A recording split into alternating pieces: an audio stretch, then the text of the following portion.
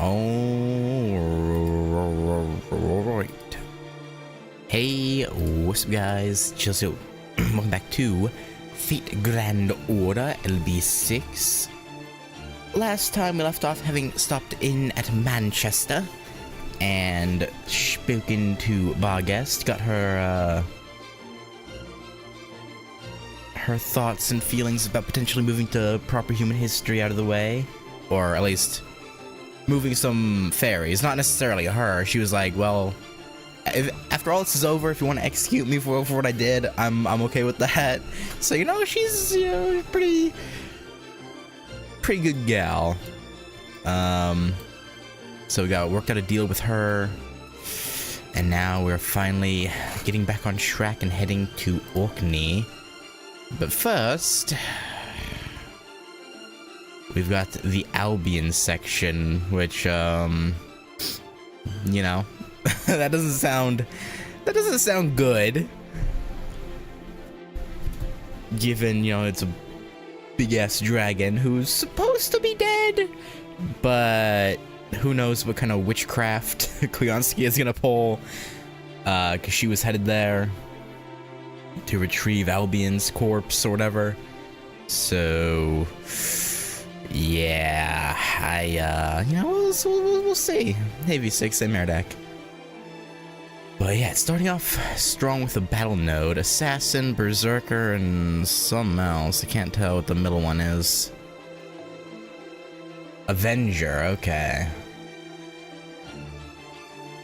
Yeah, and Castoria's 105 now, after ringing the 4th bell? Right, she's at 4 rung, right? I think. Or is she at 3 and Orkney will be the 4th?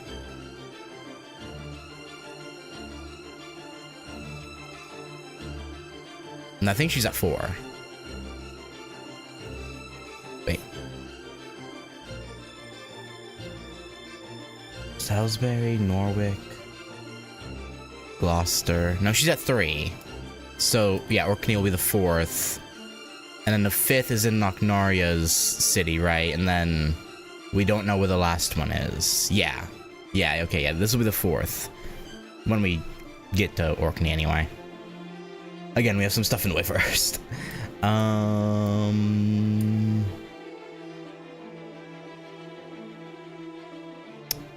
Million.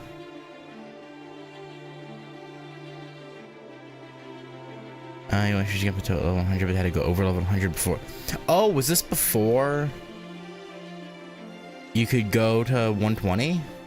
Oh, that's interesting. I kind of assumed that was a thing for just like year 2 or 3.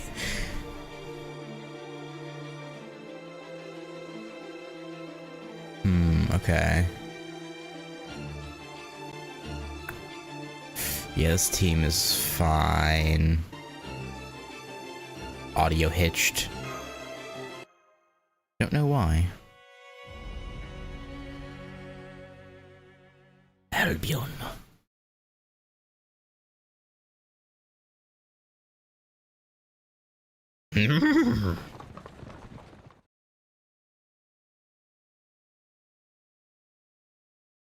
There's the tree of emptiness over on the far shore.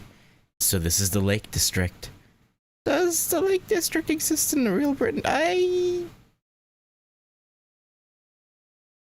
have no idea. I wouldn't think so. At least not, probably not called the Lake District, I would assume. Oh, okay, it is. Of course, it's one of the UK's biggest tourist attractions. It's known for its glacial lakes that seem to stretch on forever, and for its steep rocky crags that have never been touched by civilization.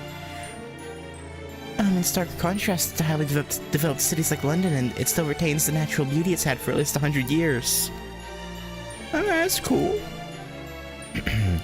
Fancy clothes, gourmet meals, and thrilling entertainment are great and all, but there's just something to be said for the kind of leisure time where you can just lose yourself in your environment. I'm guessing this place ain't so, hunky-dory to the people of... I mean, obviously, they said there was really strong... Barghest said there was really strong Moors here, so... Hey, Ritsuka, Artoria still hasn't cheered up. What's going on with her? Is this your first time to the Lake District, Artoria? Huh? Oh, yeah, I was just thinking, so this is the famous Lake District. It sure is as pretty as a picture, isn't it? Also just as quiet. Did I mention quiet? Yeah. Damn, you have no poker face at all, do you? You're obviously still thinking about what Barghest told us, right? Don't keep it to yourself. Is this barrel gut truly Morgan's master, huh? That is the question. Yeah, well, us the player now knows that it's in fact true since we saw that scene, but yeah. Still don't know how that would work, because again, apparently there was already a Morgan here, so how would...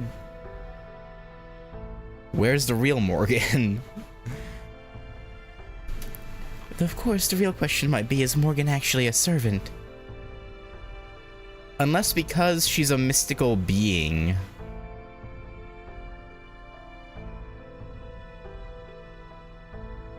She was able to answer his summons as a fairy without being a heroic spirit.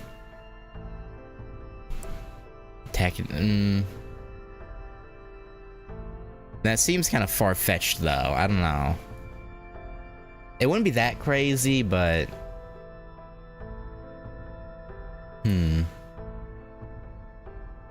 Ritsuka and I have been going back and forth trying to square that circle ever since we got here.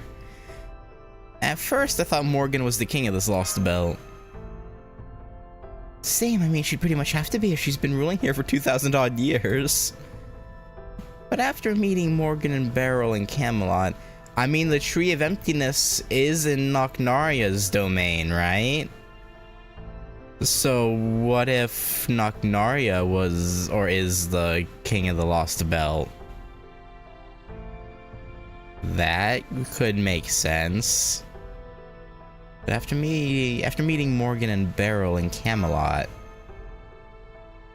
You mean when Beryl said he was Morgan's master and she didn't deny it?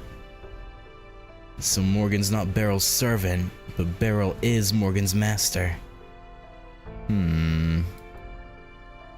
That's a brain buster, ain't it? I don't even know where to begin. Any ideas as to how that could work, Da Vinci? I'm afraid not.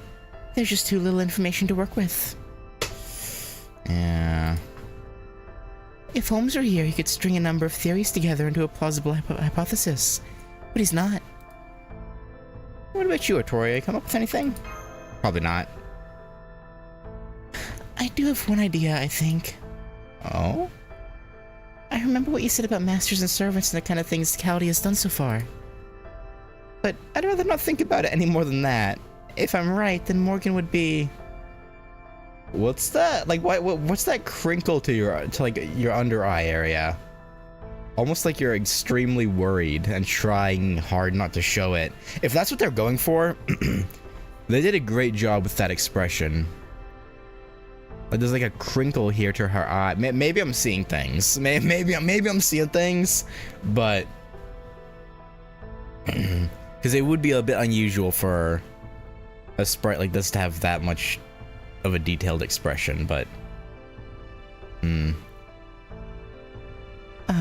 if I'm right, then Morgan would be impossible for you to beat. Fairy, you'd rather not even fight at all if you don't have to. Yeah, pretty much. Have a try? What's wrong with not wanting to fight her? Who says you have to try and beat her no matter what? Caldia's goal is to acquire Morgan's Rungominiad, and the Child of Prophecy's goal is to ring the 6 bells. Trust me, I heard Einsel's Child of Prophecy poem in Londinium enough to last a lifetime. And there's not a single verse in there about killing the queen. True. All it says is taking over the rule, right? Not necessarily killing her. Not wrong. But will Morgan give up the throne without killing her? Is the question. Morgan herself told me to defeat her. Maybe in like a single combat duel?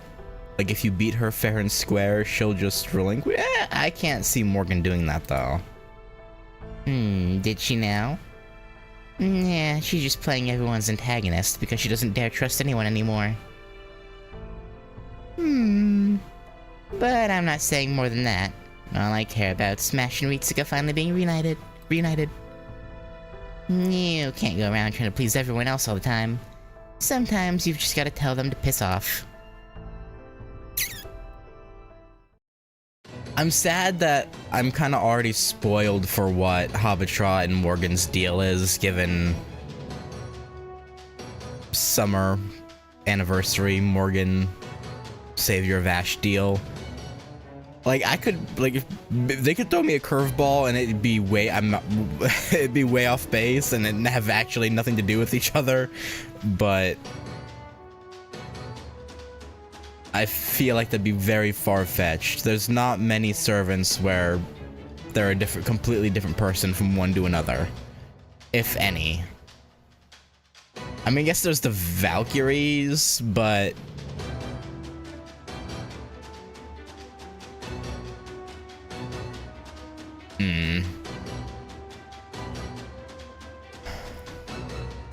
I guess to be fair though, it'd probably be pretty easy to tell even if I didn't already have that bit of knowledge to work with.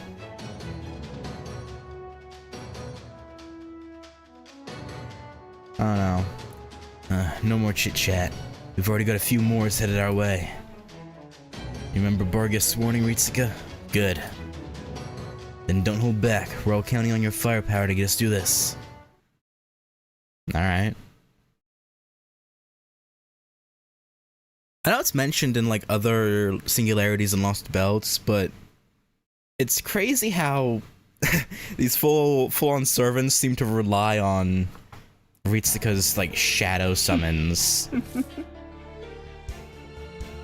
Canonically. Like, hey, we're counting on you, girl.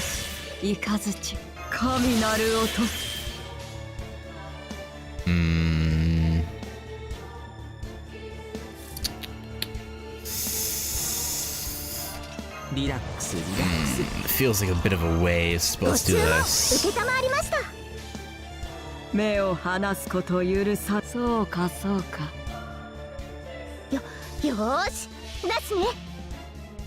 Hey, ha.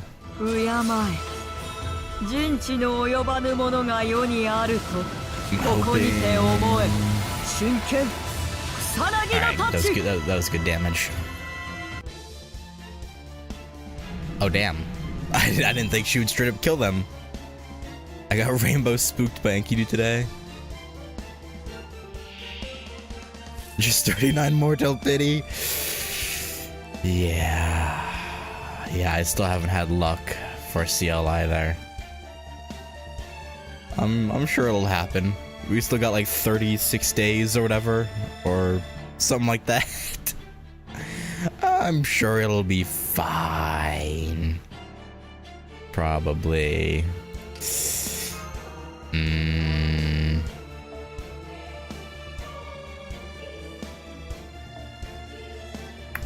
Yeah, let's take Ibuki out.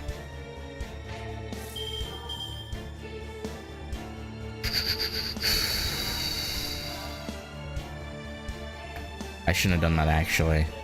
On second thought, I changed my mind. I shouldn't have done that.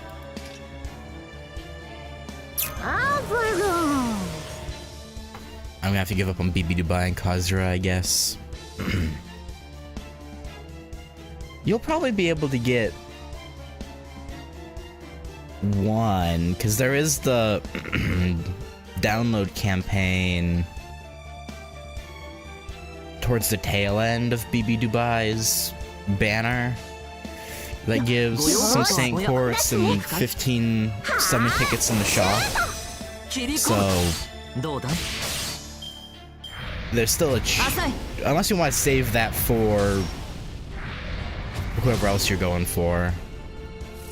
Space Phantasmoon, if I had to guess. Which, if that's the case, then I'd be like, yeah, maybe, yeah, it's tough. Luckily, I'm not really interested in Kazura drop, so that one's unless her event makes me want to pull for her, which could happen. That's been known to happen every now and then.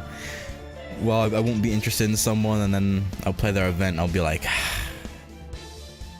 But...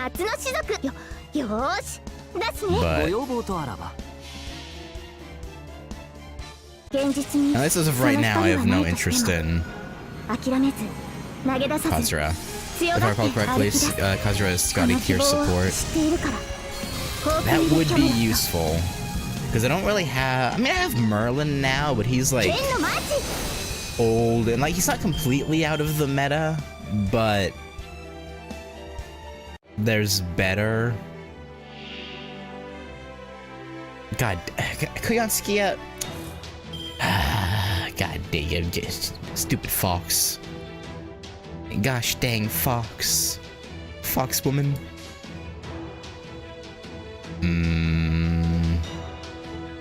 Yeah, sure, Garden of Avalon, why not?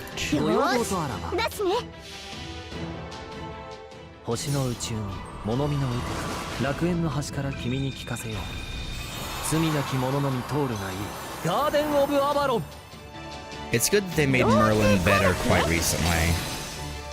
Right, his first rank up quest was at Anniversary, right? That was his first one. So I don't even remember what he did, what his rank up quest did. It affected his invincible skill. I don't remember exactly what changed about it. It added something. I don't know what the.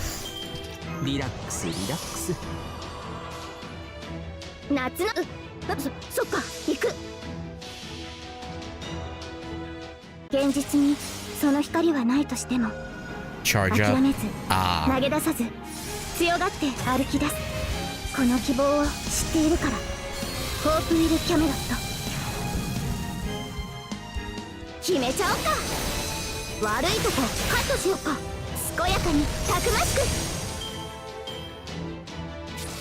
Mysterious biological weapon. They just gotta add an X to the end of that. Mysterious biological weapon X.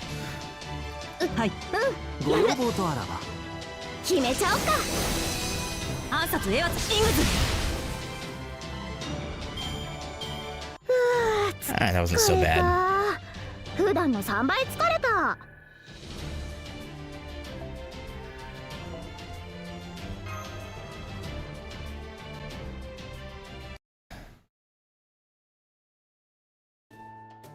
That last monster was certainly new for Britain. Yeah, it's a bit weird. Nope, that woman's gotta be nearby. What does she think this is, a vacation? Looks like it's gonna take us at least a full day to make it through the Lake District and get to the North Coast. I don't think we'll make it more than halfway today.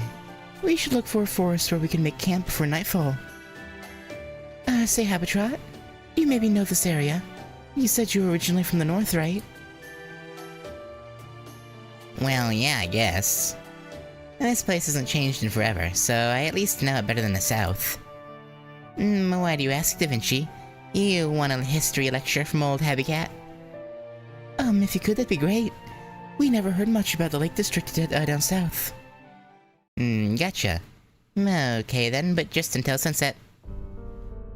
Long ago, Britain used to be way smaller. Back then, this area was all ocean. At the time, Britain was the only landmass in the world. At least the fairies thought so. So they worked to expand the isle. Then one day, when it expanded it up to where Manchester is now, they noticed there was a forest on the far shore.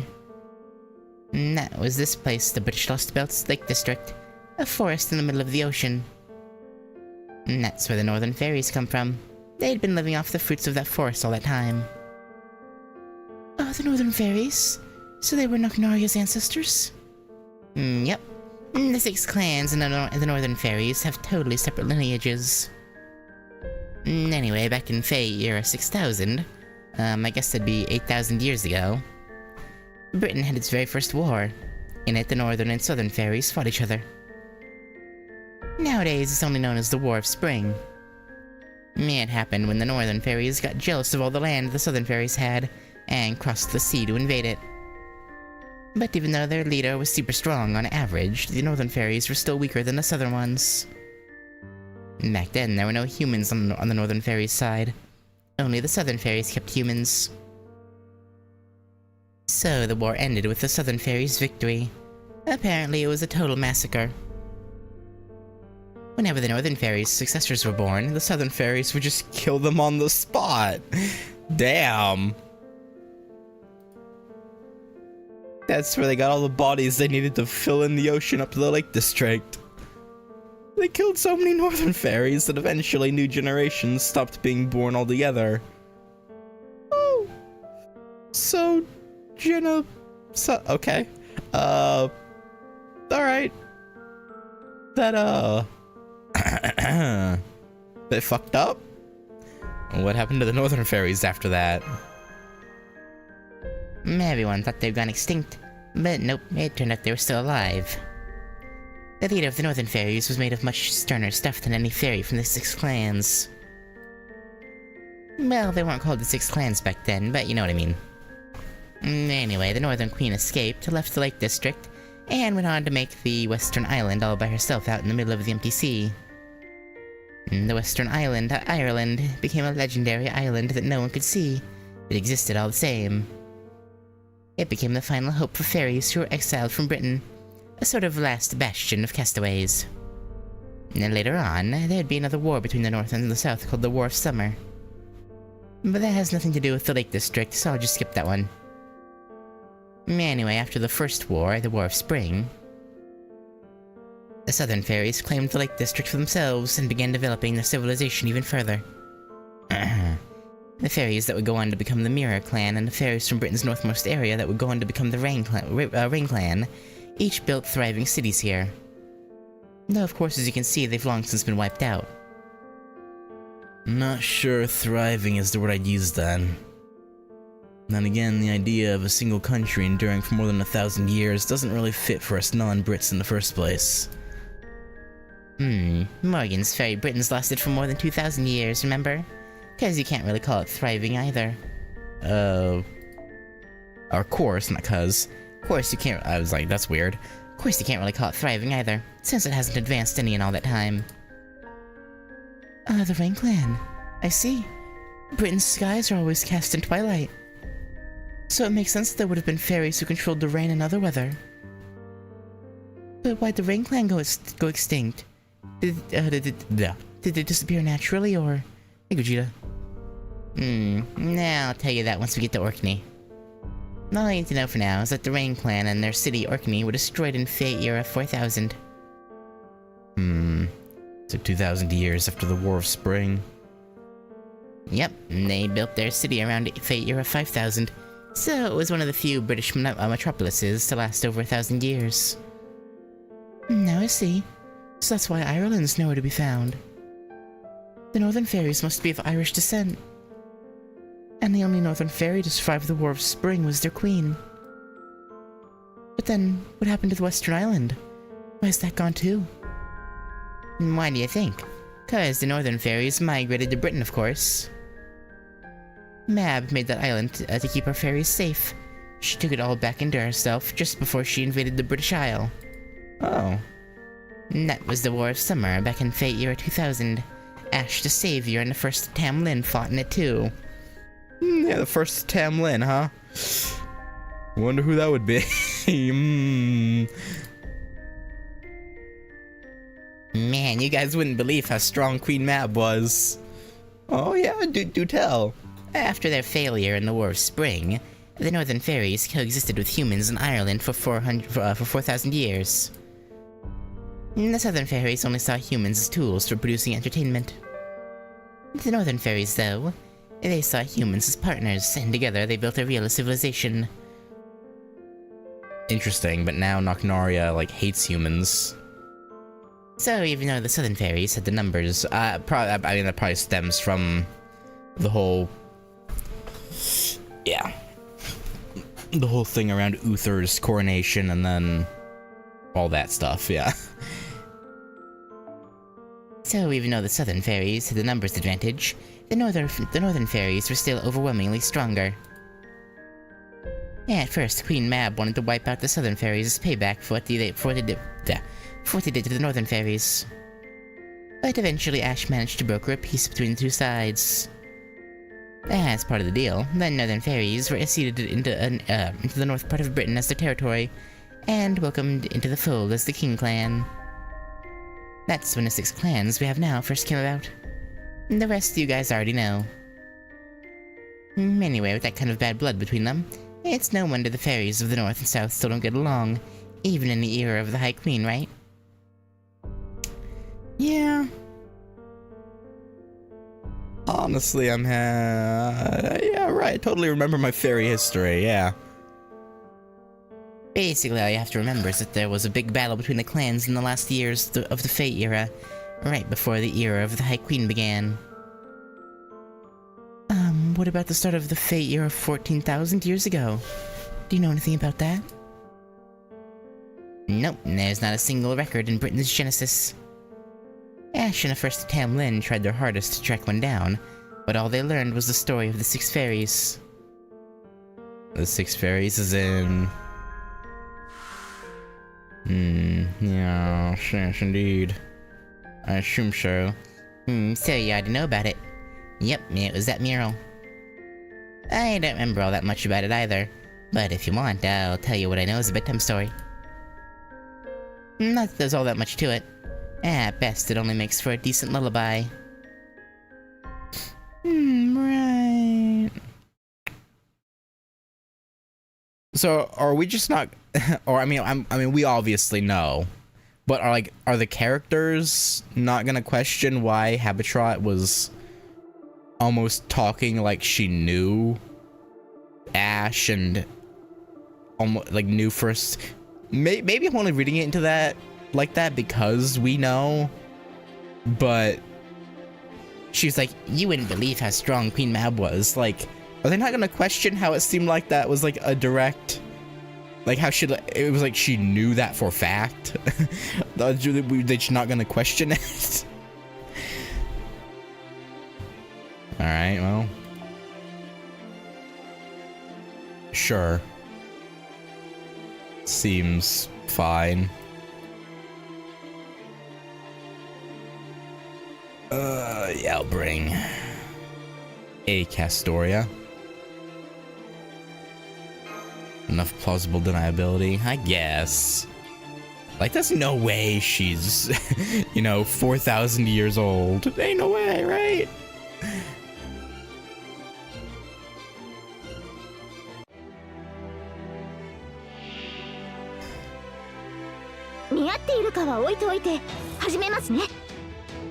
I don't know.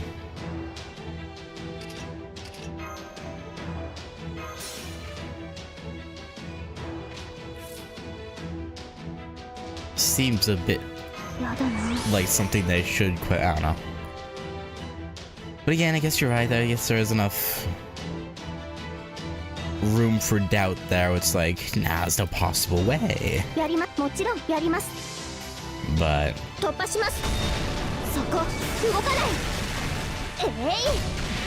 and maybe it doesn't seem as suspicious in the JP script. Because maybe in the JP script the language is more ambiguous. I could see that.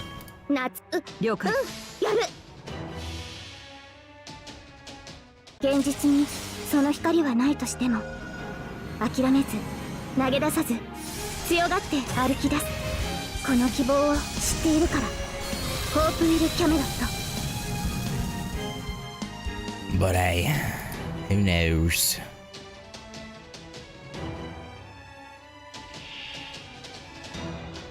Just a bunch of ghosts.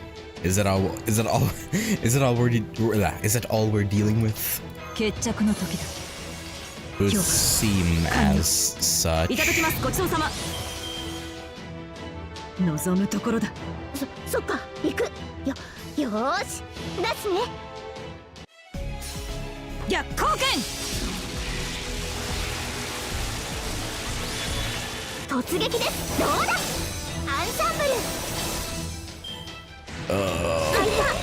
切り札はこちらが先だ。フラガンロッ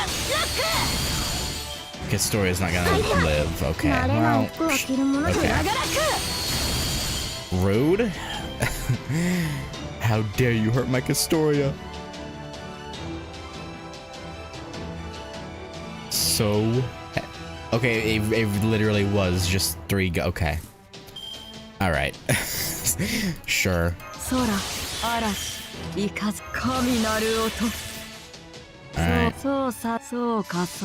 She doesn't have effectiveness, but I think triple guaranteed crit busters plus extra attack is perfectly fine.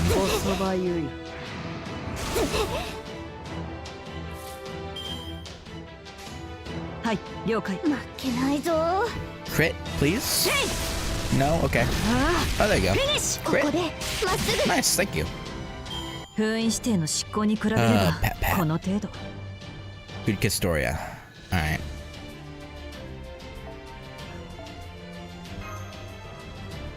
Didn't get much for that, you know. A ghost lantern and okay, well. I mean, I guess it's better than nothing.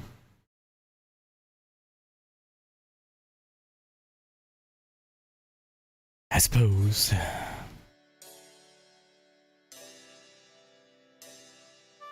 ChatGPT is to be trusted. JP phrasing didn't indicate either first-hand experience or second-hand knowledge, just strongly emotional impression.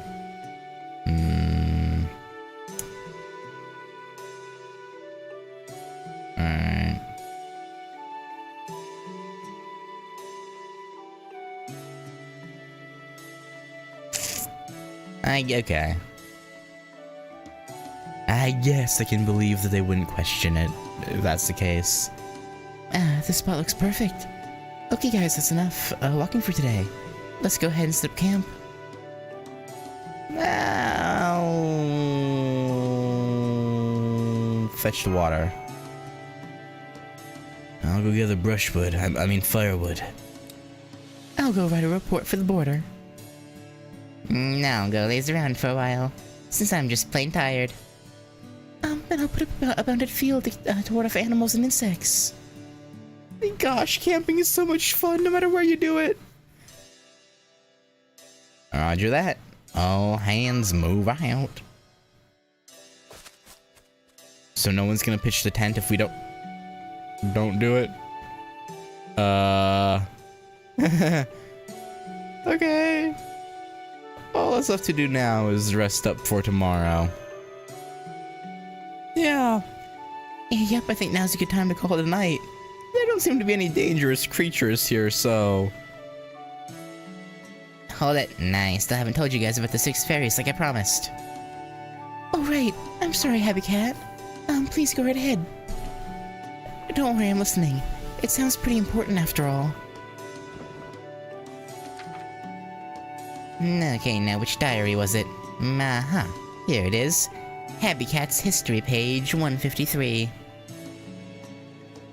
Okay, if you've been keeping diaries since you met MASH in Fate Era 400, how many diaries do you have and where do you keep them? Because there ain't no, assuming it's only like 1 diary a year, which even that would be iffy, she would still have over 2,400 diaries.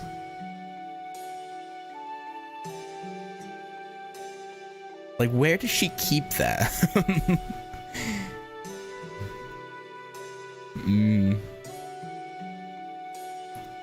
Sacrament Field Hammer Space. Pretend fairy writing is very compact.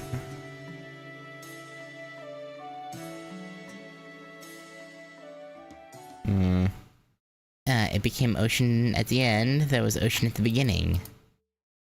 After the shooting star passed, the land all ran into rivers. Probably hard to know. Yeah, I was gonna say, maybe she just didn't write down some stuff, or got rid of stuff, got rid of ones that didn't have anything important in them. But even then, you'd think she'd have at least, like, 200 diaries.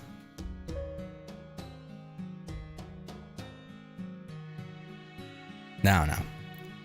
Long, long ago, as far back as time can go, 6 fairies went outside to find the world had become an ocean. There was no land, no rocks, no fish, no birds. And of course, there were no mountains or forests, which the 6 fairies loved more than anything. The 6 fairies didn't know what to do. They grew sad and thought of going home. Oh. This is awful, they thought. How terrible our world has become. Then a large shadow rose up from the ocean. It belonged to a giant, fluffy creature. On its shoulder stood one of the animals the fairies believed was gone. The animal on its shoulder called the fluffy creature Kernanos. Kernanos, the animal, and the 6 fairies soon became friends. It wasn't easy living on the ocean. There was nowhere to go and nothing to do. But Kernanos made things better for the 6 fairies by sheltering them from the waves. However, the animal said that Kernanos was a god, and that he needed offerings. So the 6 fairies offered Kernanos their joy. And they offered Kernanos their wish. The ocean without waves is nice, but we still miss having land. And so the fairies' wish was granted. Then after their rejoicing ended, the god grew tired and fell asleep.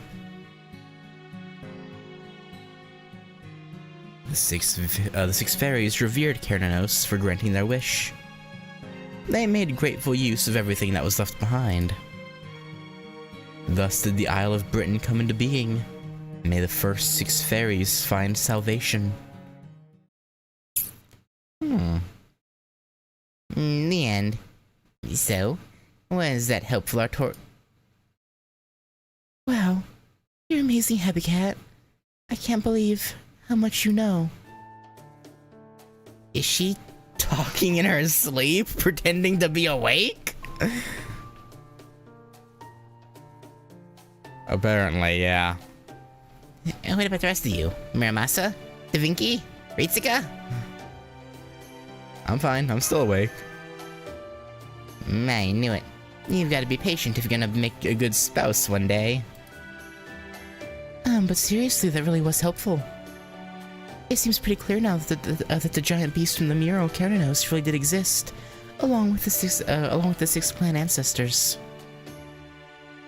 Also, what do you think that animal riding on Kernanos' shoulder was? I can only think it was a human. I think so too. Gods do like having mouthpieces. My guess is this human was Kernanos' priest. They were probably there to share their god's word with the world. I see, so that'd mean when Britain was first created, there was a god, a priest, and fairies, huh? But now there's no god, no priest, and the only humans that exist are made by fairies. Gotta be something more to this story. Maybe that's what Morgan's hiding. Seeing how any stories related to gods completely died out in the era of the High Queen, you're probably right. But that leaves us with yet another question. If this story is true, it'd mean Kernanos gave the Southern Fairies, the 6 clan ancestors, this land. But then who gave the Northern Fairies the land with woods on it in the Lake District? Oh, I know that one. This is a secret only the Mirror Clan and those born before the era of the High Queen began knew, but... A certain being's corpse lay somewhere in the Lake District. Oh. So the Lake District is Albion? Which, I mean, makes sense. Yeah, okay. I guess it makes sense. even if the world had become totally blank or an empty sea with no life. It remained all by itself without decomposing until it eventually transformed into a small forest. Albion the border, the last dragon. The corpse it left behind when it failed to return to the paradise of Avalon became the Northern Fairy's homeland.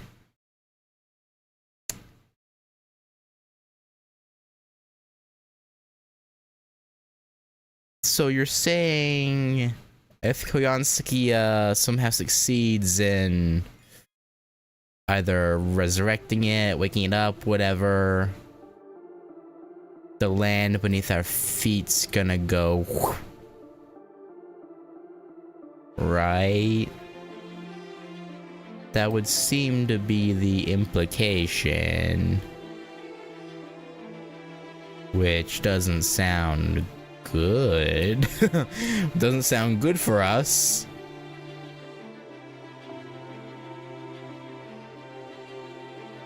Nah, I'm sure it's fine. Probably. Surely. So that's what we talked about last night. Catching Artoria up. Thanks, Ritsuka. And I'm sorry again about falling asleep last night, Happy Cat. It's okay. I'm not mad anymore. Besides, I did say I'd make for a decent lullaby. I sure did. I slept great. I haven't dreamt so peacefully in a long time. Lucky you. I slept like Dookie the last 3 days. So just how amazing was this Albion thing anyway? In proper human history's archaeological circles, Albion is thought to be the name of Britain's prehistoric civilization.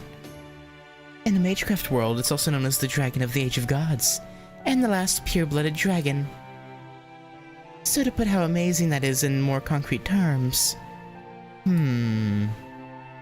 Well, servants, that is, heroic spirits, are said to be super beings that are way beyond humanity both physically and spiritually.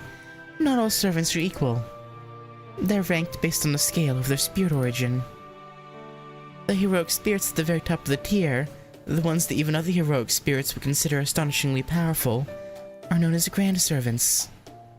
By that token, Albion would probably be considered a grand dragon by other dragons. I mean, if it was around when Earth was transformed, that alone would mean it possessed 4.6 billion years worth of genetic information. It's not a god that was modeled on human perception or one discovered through faith. It's a primordial supernatural being. That said, humanity's no slouch either.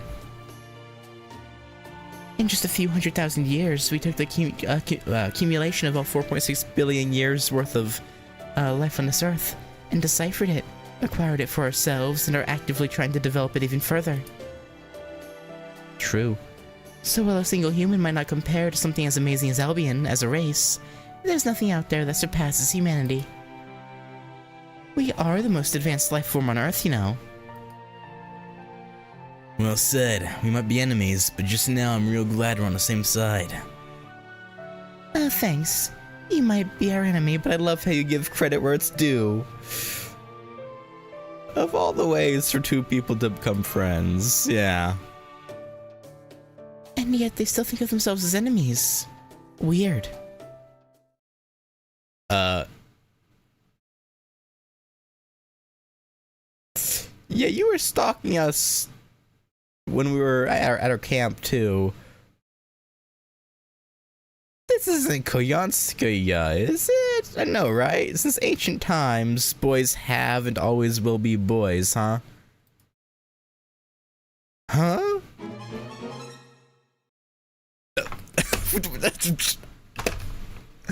Just Pokemon ass battle start? Like, okay.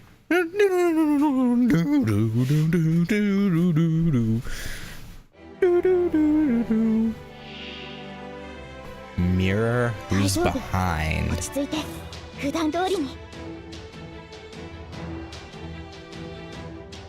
Night call, okay.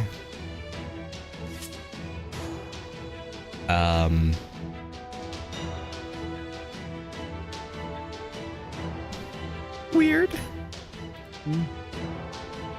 やりますやる Guess we'll start simple.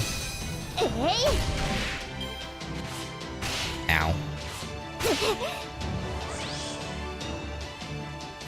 Alright, you know what? 平線行きます Heck this, 合わせ man. ていこっか Hey, are you sub-attribute heaven? But that's not divine.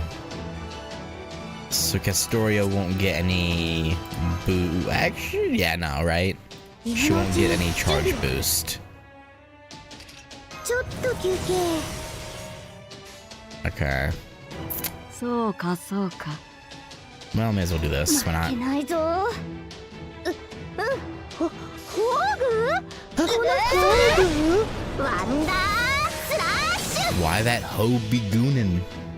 Castoria, 現 huh? 実にその光はないとしても諦めず Shaking 投げ my 出さ head. ず強がって歩き出すこの希望を知っているからホープウィル・キャメロット Ow. Yeah, yeah, yeah. Evade it up. そっかやる突撃ですどうだ Crit, 大きく please. 華やかに Nice. 決めちゃおうか Perfect, 健やか perfect, に perfect. たくましく Oh, okay. That was fun. Okay. Bye. I guess. I suppose. Just come assault us, then leave. Such poor manners. Okay, that's enough of that. You're the fairy who's been following us since yesterday, aren't you? That's me. Hi there. I'm Mirror the Night Call. I've been watching you guys since I picked up your lovely auras. By the way, unlike the original, my gender isn't exactly a secret, okay?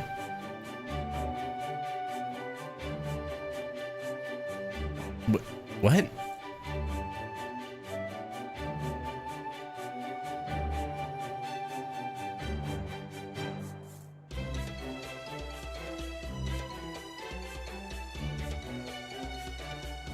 What? Where'd that come from? What?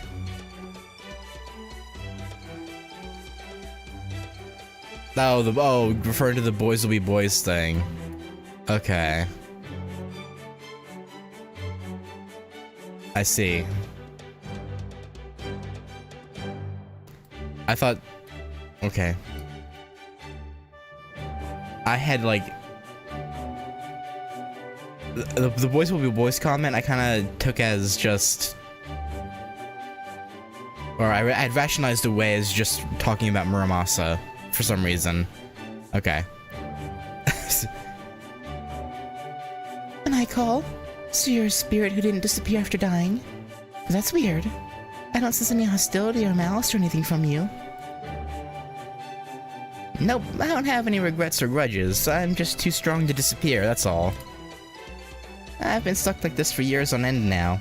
Honestly, I'm not entirely sure what to do about it either. Gotcha. Sounds like a real problem. Would it help if we left some food on your grave or something? You want to leave food in my grave? Even though there's nothing there? That's so funny. But thanks, you guys are really nice fairies. Man, you sure are a cheerful night call, aren't you? Guess you didn't die because you lost your purpose then. How'd you bite it? Was it sudden? Did you have an unlucky accident or something? It was more of an incident than an accident. We were all massacred by the fire and wind 6 years ago, just like Ainsel predicted. Oh. Ainsel died then too. Now there's no one from the Mirror clan left. At least I'm pretty sure there isn't. Or was there? That's odd. Oh well, everyone forgets things sometimes. I mean, technically Portune was alive up until recently. Anyway, you guys look like you're a lot of fun, so I have a little request I'm hoping you can help me with. Sure. See, a few days ago, a weird fairy showed up and started living in a really important place we used to protect. Do you think you might be able to chase her off for me? Well, we're usually willing to help fairies. I mean, night calls in need. We kind of have somewhere we need to be ourselves. But Just out of curiosity, what does this weird fairy look like? Well, she's wearing a fancy upper-class fairy dress, and she even wears fancy glasses. And she has a whole bunch of subordinates and a pink tail. Hang on, that sounds like Koyanskia. That witch. Or that vitch. Get it? Because Tomomovich, Koyan... okay.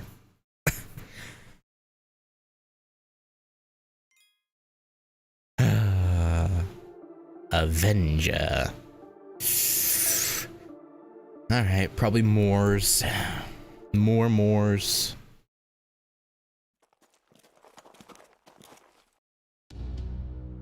Koyanskia is that servant we saw with Marion, right? Oberon seemed to think she was dangerous, but does that mean she's a problem Caldia has to deal with too? And something else to answer the edge. I was avoiding that one, but yeah. That aspect of her is still kind of up in the air. There's no doubt that she's fundamentally incompatible with humanity as a whole, but we've also never faced her directly just yet. She did try to kill us during the attack on Caldia base, but that was probably just her following the foreign god's orders. Which is weird, now that we know that she's not a foreign god disciple, she didn't even need to follow the foreign god's orders, though. Like, that's the big thing that, like, kind of threw me off about that, and why it kind of threw me off when it was said that she wasn't one of the disciples, because... I mean, I guess she just wanted to kill and torture humans, and it was a good opportunity, I guess. Or maybe part of the deal was with the foreign god, before just staying out of each other's way, was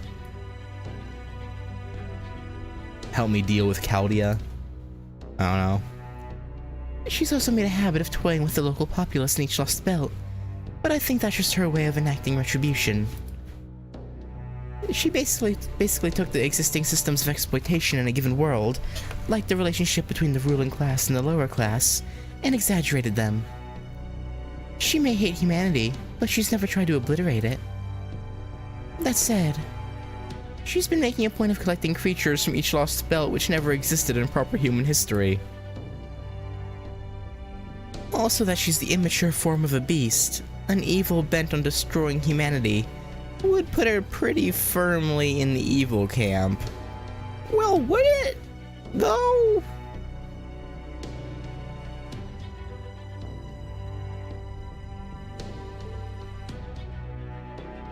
If Koyanskia were just acting as Marion's bodyguard, that's between them.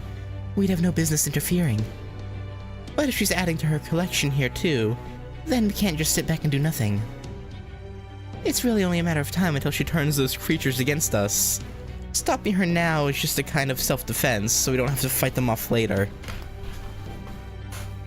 True. I see. I think I understand why she's so dangerous now. In which case, she must be after...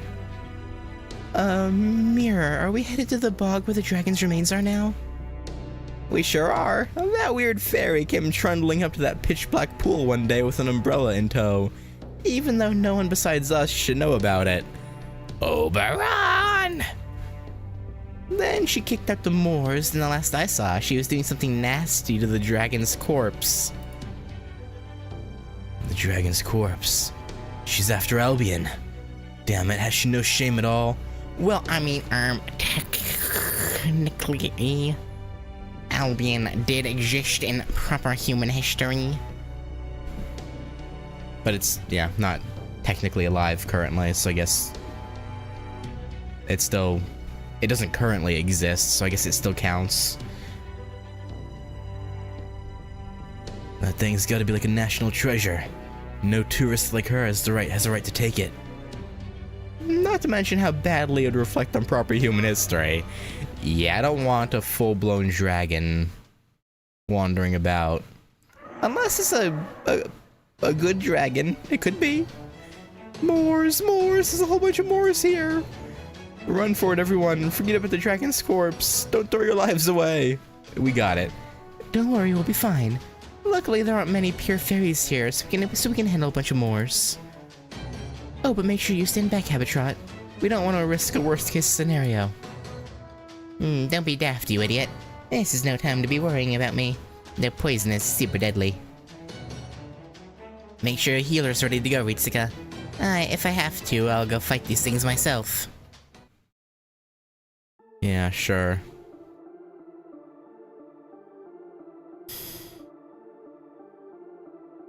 I think... Yeah, the Chaldea servants remember when they get summoned as shadow servants, right? Although they don't look like shadows to us, they look like the normal servants, but canonically they're when they're summoned here, they're shadows. They do remember those summons, right? I feel like I remember one of them mentioning either an in-between or in an interlude. I feel like they mentioned that they remember.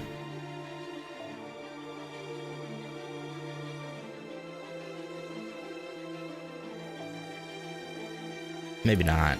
I don't know.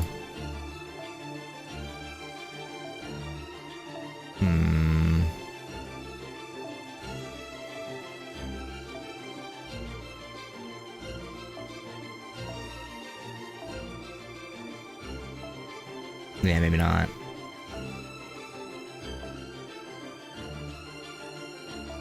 Yeah, if we're forced to have 4 none of our own servants, I assume it's not a terribly hard fight. Probably.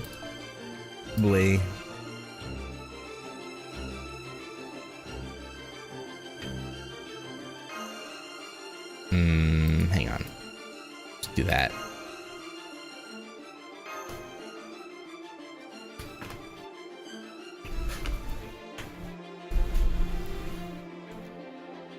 Or if we could only have 2 of our own servants. Depends on the writer. I could just, yeah, I don't know. For some reason, I vaguely remember a servant mentioning it at some point. I don't know. You know, actually, Da Vinci, can you not be there, please? I hate to yoink you out, but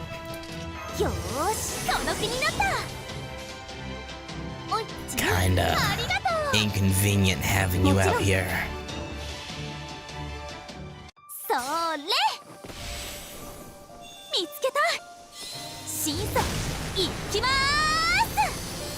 Alright, break bar's gone.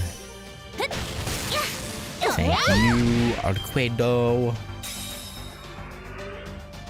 I'll have your nemesis here hopefully soon.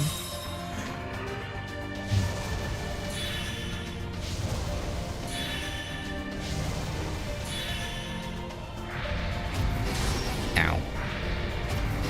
Rude.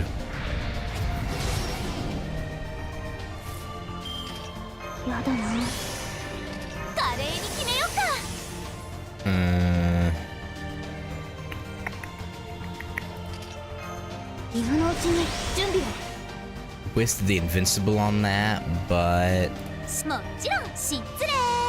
I want the damage. Nice. One down.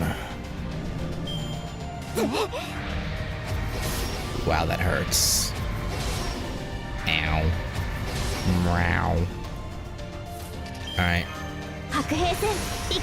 And once more. She should kill them, but just in case. Just in case doesn't quite get the job done.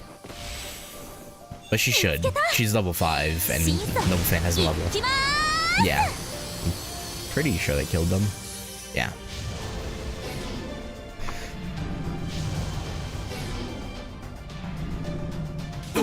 ちに準備を。ジョーちゃんの面倒も大変だな。なんで前に出たがるのかね。Alright, not bad, not bad. Bell of Absolution.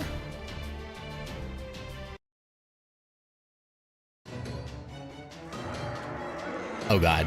That's a lot. Crap, 3 was bad enough. Now there's even more? Something's not right here. Moors wouldn't gather on their own like this. It's gotta be a trap Kuyansaki has set. She must really not want anyone getting past here. You mean she's already got Moors under her thumb? This Kuyanskia lady must be even more trouble than I thought. In fact, now that I think about it, I can't believe he knew what she was like and still greeted her in Gloucester like it was no big deal, Ritsuka! I mean, she kind of helped us out before, so I mean... Honestly, I don't know what I was thinking either. What else could she have done back then? Murian was there too, you know. Now quit griping and get back to fighting. If we can't end this, I'm gonna end up using my noble phantasm until I'm drained dry. Keep those enchantments coming, Artoria. I'll pull off 3 Sumakari in a row if that's what it takes, even if I have to burn my own spirit origin for fuel. I mean, that'd be one less foreign god disciple to worry about if you did that. Huh? Does that mean servant spirit origins are flammable? Can't speak for everyone's, but mine is. Look, don't worry about it. Like I said, just keep them coming. When you've been standing at the forge so as long as I have, losing an eye or a leg stops seeming like such a big deal. Seems like a big deal to me, but alright. Hello? Oh, hi! I don't suppose you're here to enlist with us, right? You're definitely not here to attack us, right? Right? Tamlin Lancelot? What are you doing here? Never mind that. I'm going to clear out these moors. Stand back, Child of Prophecy. You're only getting in my way. No way. That's the Child of Prophecy? Now that I'm a night call, I couldn't tell it was her. But now that I'm getting a better look at her, I can sense it too. Yay! She finally made it back to the entrance to paradise. This is great. What a relief. Now all of our purposes have finally been fulfilled. Oh god, are you gonna go away now that you've seen the Child of Prophecy for yourself? Hello, Britain's Bell of Ending. So you're the one with the highest of callings. The second Avalon Lefay.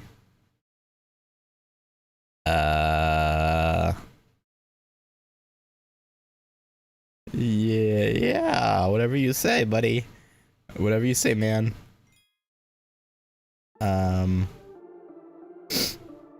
Right.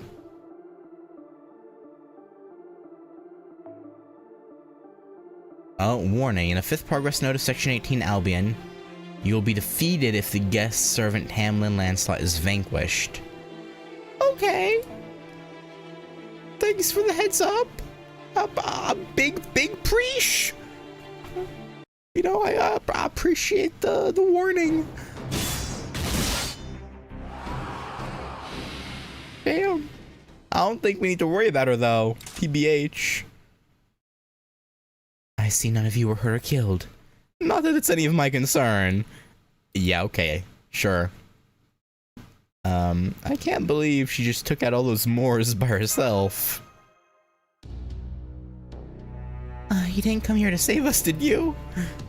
No, I suppose I could have just left you to your own devices. But this place is special to me, so I didn't want Moors ruining it. That's all.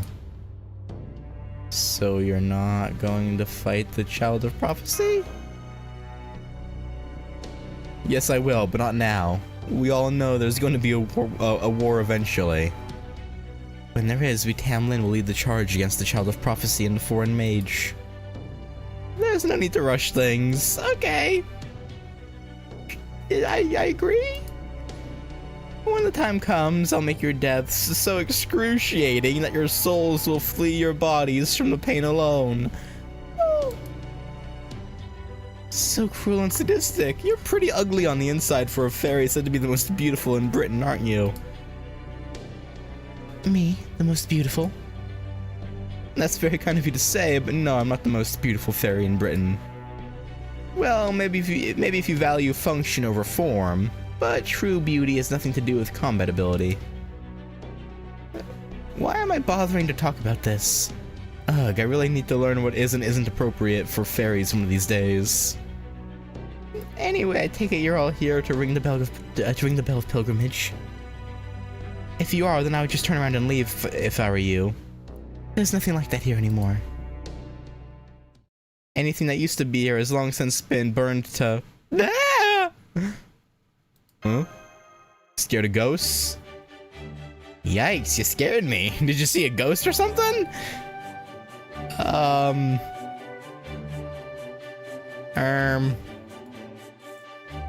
Yes, I'm looking at one. Have you guys really not noticed it until just now? No, it's been with us for a few hours now.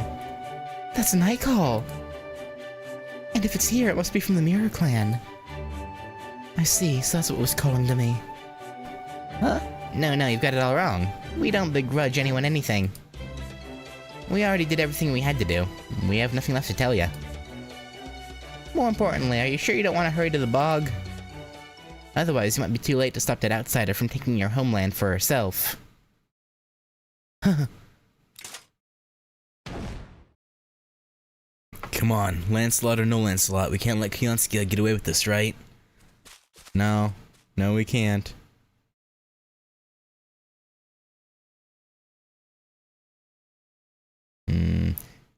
So my guess is, knowing what her noble phantasm is as a servant, or in her third ascension that is, and the fact that she's called a dragon, I assume Albion, despite not being a fairy, was able to manifest a successor, like fairies do, in a way, or something like that. That NFF keep out tape looks so out of place here. What are these hideous bindings doing here? How dare you wade into our lake with your dirty feet?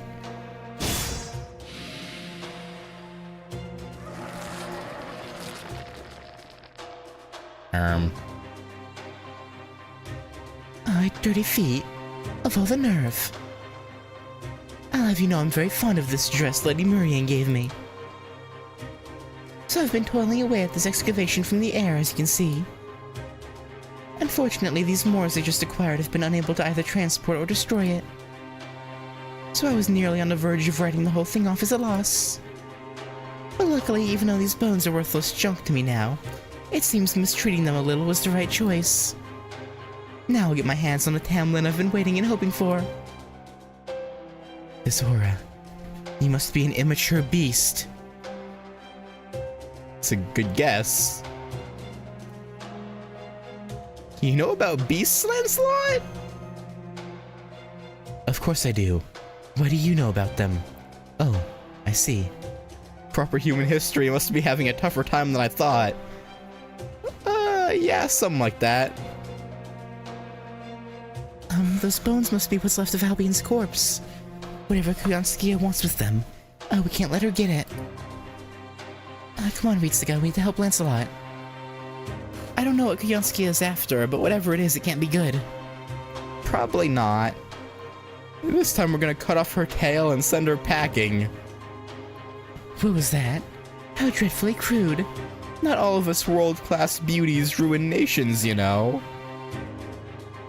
Sure. Why, if anything, I'm doing humanity a favor. I'd say what I'm doing here is philanthropy.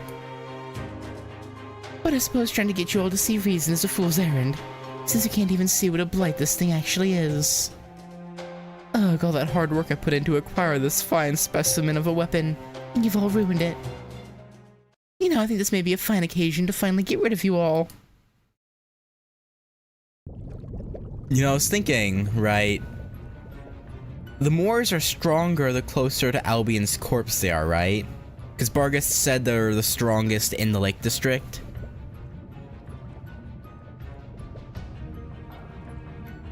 I wonder if the Moors are spawned because of the residual, like, magical energy that Albion's corpse puts out.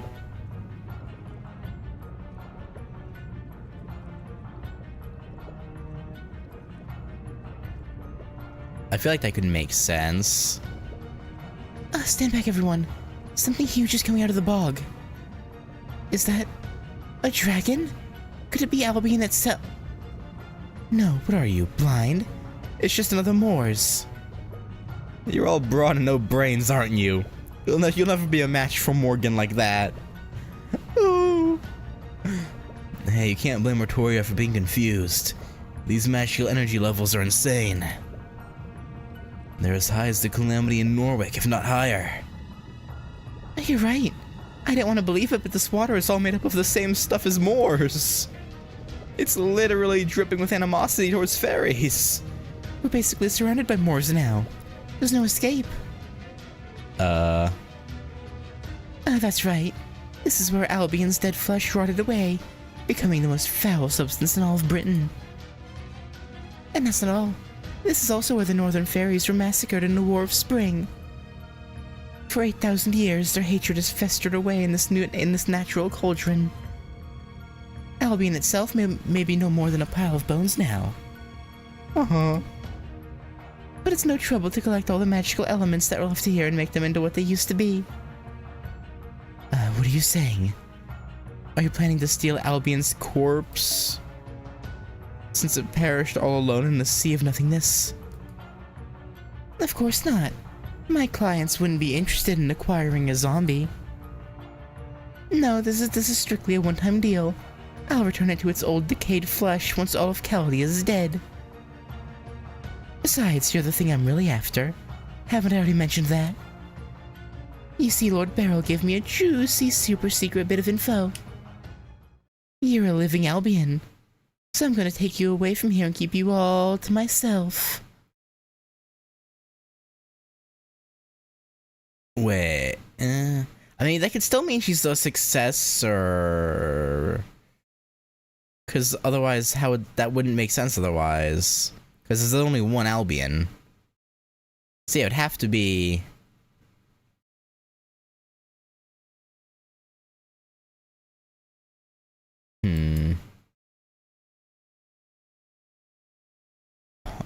But if Lancelot's Albion, why does she still look like a fairy? Albion's... No, yeah, but earlier when I said it, I was like, maybe it, like... over the thousands of years of being in Fairy Britain, it, like, I don't know, manifested some sort of... But, you know, I know it's not a fairy. That's as much... I thought, I just... Yeah, whatever. Now, as much as I hate to cut short a chat about my fabulous products... It's still a being that's very fantastical and has a lot of magical energy, so it's not impossible for it to have created a... maybe not necessarily a successor, but a spawn of some sort. Now, as much as I hate to cut short a chat about my fabulous products, I'm afraid I must. Good day, Chaldeans. Thank you so much for your patronage these last several months. Now allow me to escort you down to the depths of hell, where you can wait for Britain's certain destruction. I'd rather not.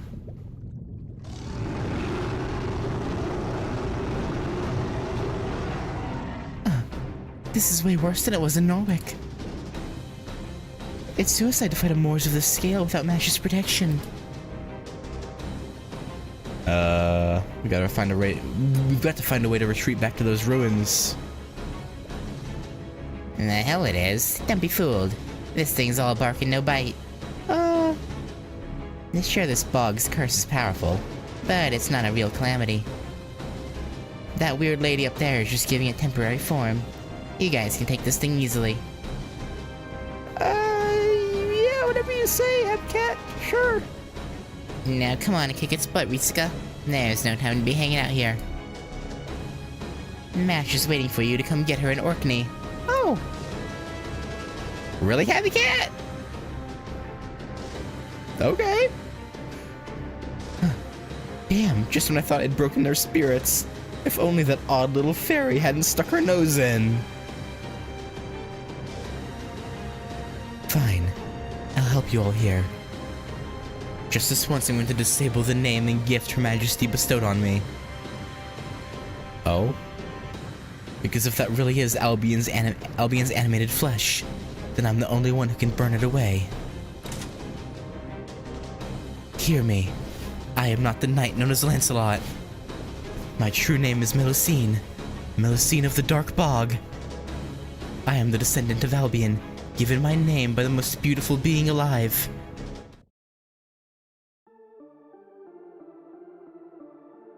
Yeah, she's either spawned with Albion's just residual mana, or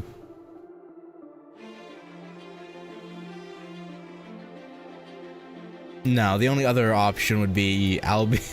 Yeah, no. Would be Albion boned a human thousands and thousands and thousands of years ago. But Melu's not that old, so it wouldn't make sense.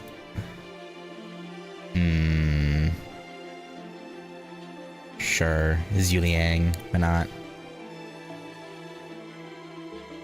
Alright, well, may as well play this one smart, I guess.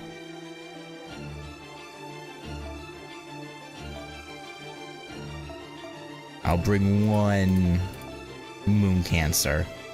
Just one. Just Juan. Boom. Boom.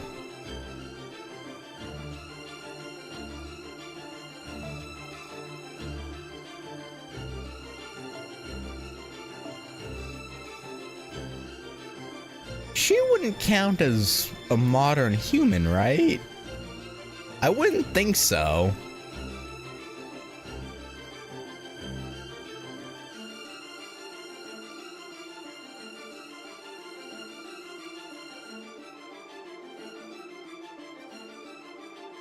No. Because, I mean, technically, I mean, she's not human, but she is a living being. So, I mean, kind of, but not really.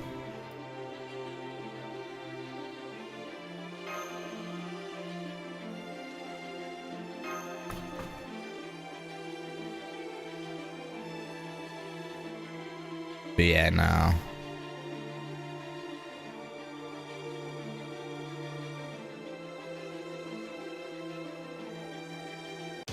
Now I'm questioning if CL counts. Oh damn, that's actually kind of cool looking. Because isn't her reasoning for being summonable that she was isekai'd? So she technically died. Technically. Sort of.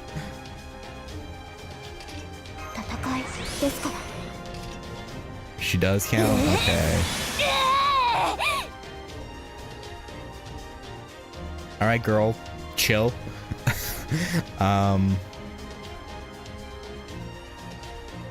Yeah.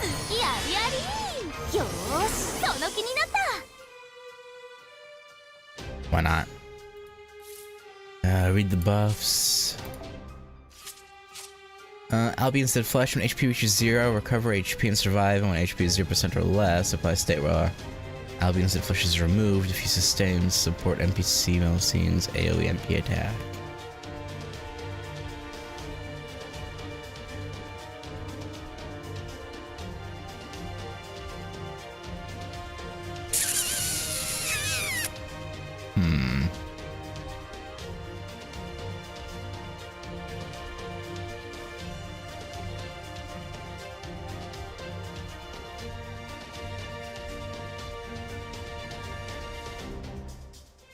It's worded kind of weirdly. When HP is 0% or less, apply stay where... Okay, so I have to kill it once, then hit it with her AoE. Right? That's what it sounds like. What's Arquid's overcharge again?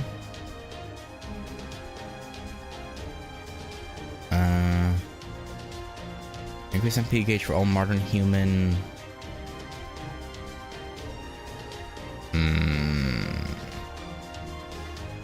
Okay. あれ壊せばいいんでしょ失礼それ見つけた審査 Oh, I was like, why is it playing the long version? But I just realized I've never used the Arquid Ascension 新面偽装展開 on my personal copy. That's why. I've always used Archetype Earth.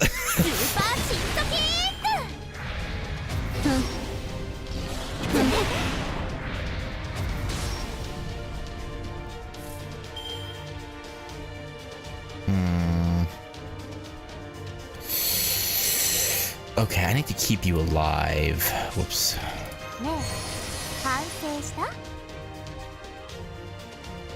Why would I be regretting it, Arquid? Well, what do you mean by that? What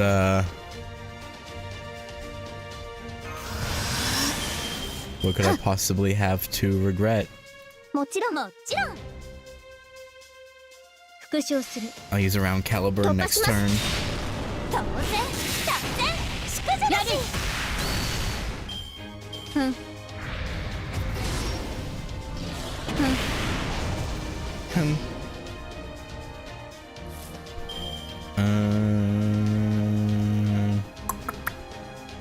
Hang on, what's this one's? I see, okay.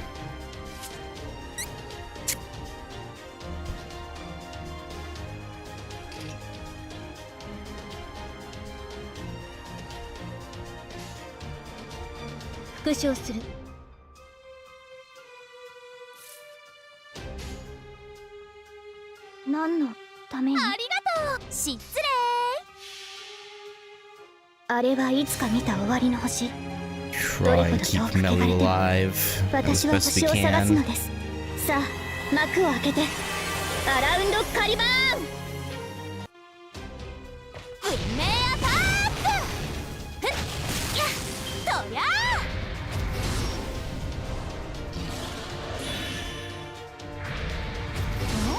白兵戦行きます Okay. Let's do... いいよ容断する Then boom, もちろん失礼 boom. Those should... Well, I should just make sure.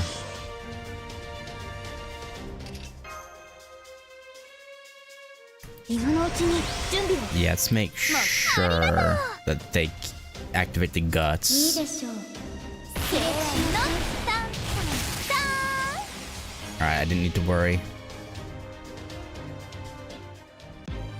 Okay, I think maybe I misunderstood what it was saying. この名はアルビオン教会を開く最後の竜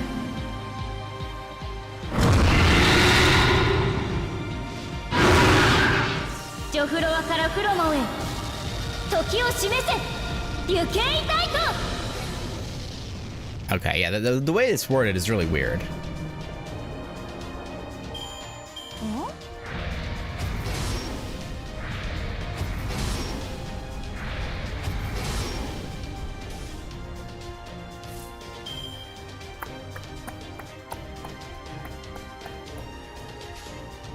やりもちろんナミここでまっすぐ白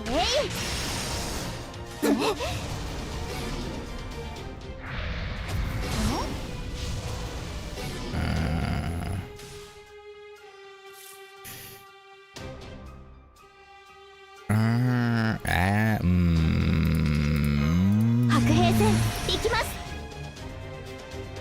I could just command spell it.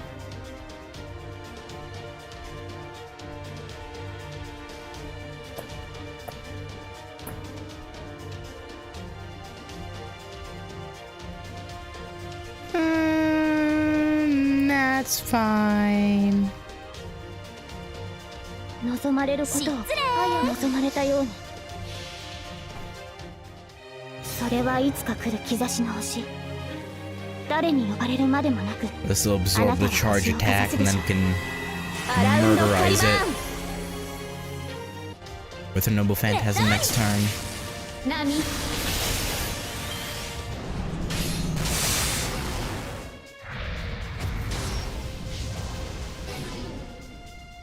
今のうちに準備を。 Alright. この星で今っけないぞ。この名は A bit overkill for like 1200 HP, but you know. 最後の竜。ジョフロアからフロモンへ時を示せ。行けいたいと。物足りない。おかわり。 Alright, that wasn't so bad. Could have been worse. You know.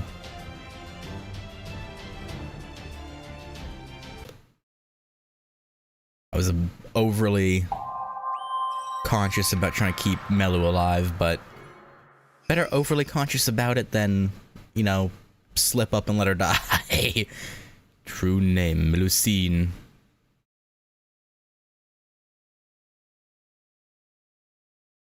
I can't remember if we covered this, but in versions of Melusine's Tale where two of her kids are named, the names are the ones she mentions in her NP line.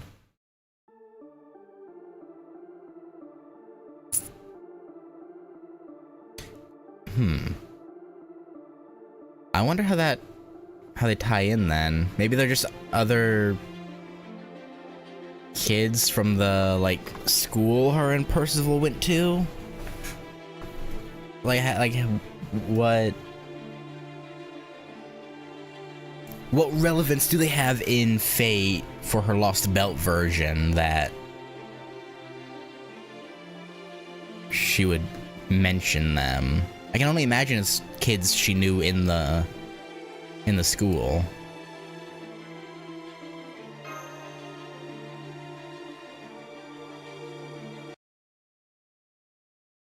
Oh, those names for swords in her Lost Spell. Okay.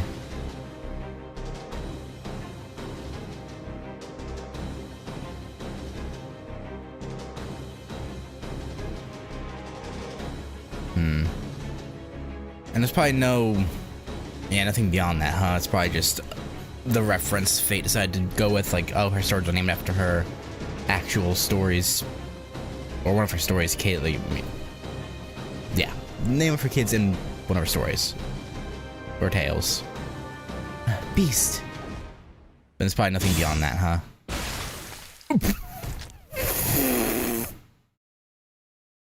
Damn! Did that feel good, Kuyatsukiya? I can't imagine it did. She got her. Yep, that's Lancelot's erendite. She just destroyed Kuyatsukiya's spirit core. No question. Yeah, but she's a beast. Immature she may be, she'll probably be fine. I don't like those eyes. Oh?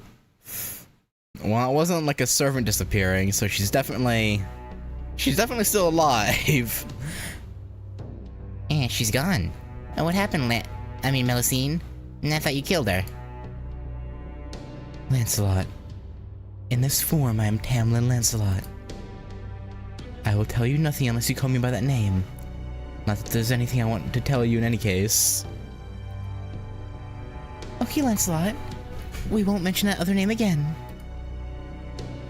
But it looks like you're just as strong even without your gifted name.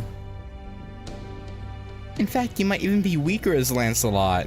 So if you want to go by that name, you won't hear us complain. Exactly. Thank you for being so understanding. What, can she only control her power for so long? When she's...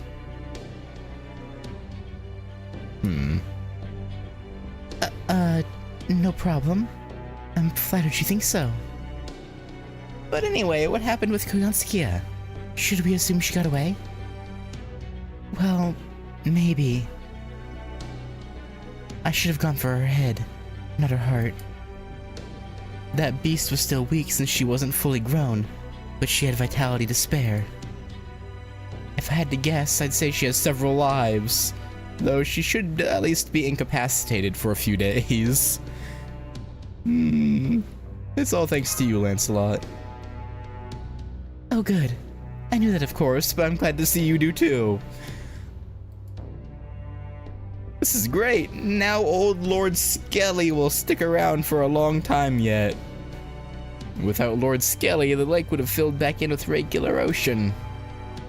Then the border between the surface and the spirit cavern would fall apart, and Lady Ainsel would be sad. Lord Skelly? Is that really what the Mirror Clan called Albion? Yep, it's easy to tell who you mean that way, right? Anyway, why don't we go back? The longer you stay here, the worse you're gonna feel. I'm getting that, yeah. The poison is strong enough to affect spirit origins. I don't even want to think about the genetic effects it could have on living creatures. I mean, we're probably fine. We have poison resistance, right? I'm sure old Albion's corpse stank doesn't affect us, right? Right? Probably? Besides, well, I'd love to investigate Albion's corpse further. We have something else that needs doing right now. Let's go back to those ruins then. How about you, Lancelot?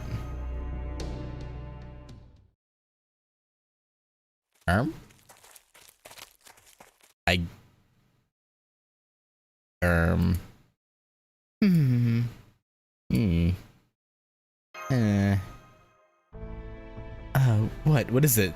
Just stare all you want, you're not going to find a weakness. It's not that. I was just wondering what you being a living Albion means. It's a good question. Also, I have to say, Melusine's a lovely name.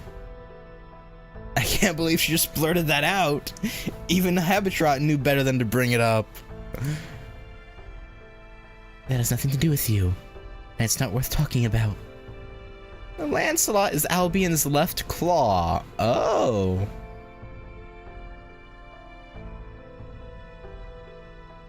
When a planet turned into the Sea of Nothingness, Albion who didn't make it back to paradise, exhausted their strength and died when they fell from the sky. But even though their core, their heart, had stopped, their flesh lived on.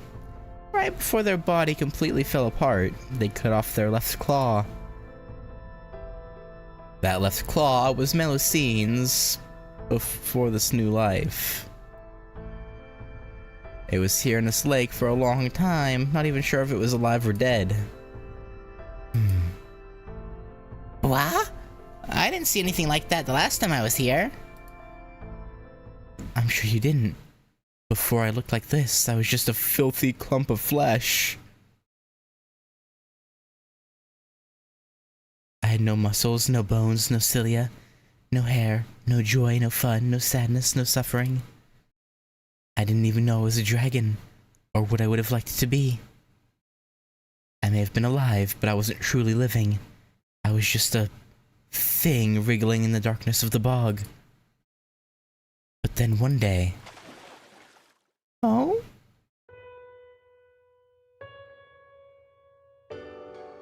Please stop this, Lady Aurora. You're going to dirty yourself. Any creature living in a bog like this must be even filthier than the moors. Why would you say something like that? Just look at how much look how...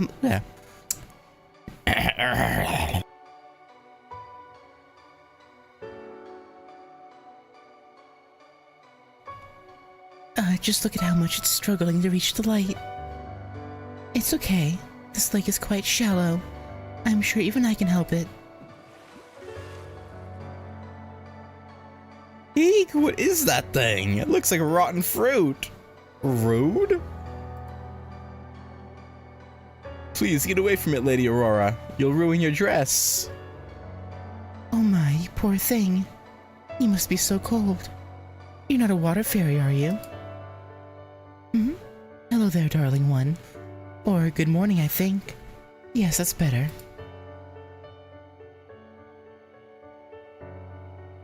My name is Aurora. What's yours? Now that we're friends, could I offer you some tea? Oh, only if you like tea, of course.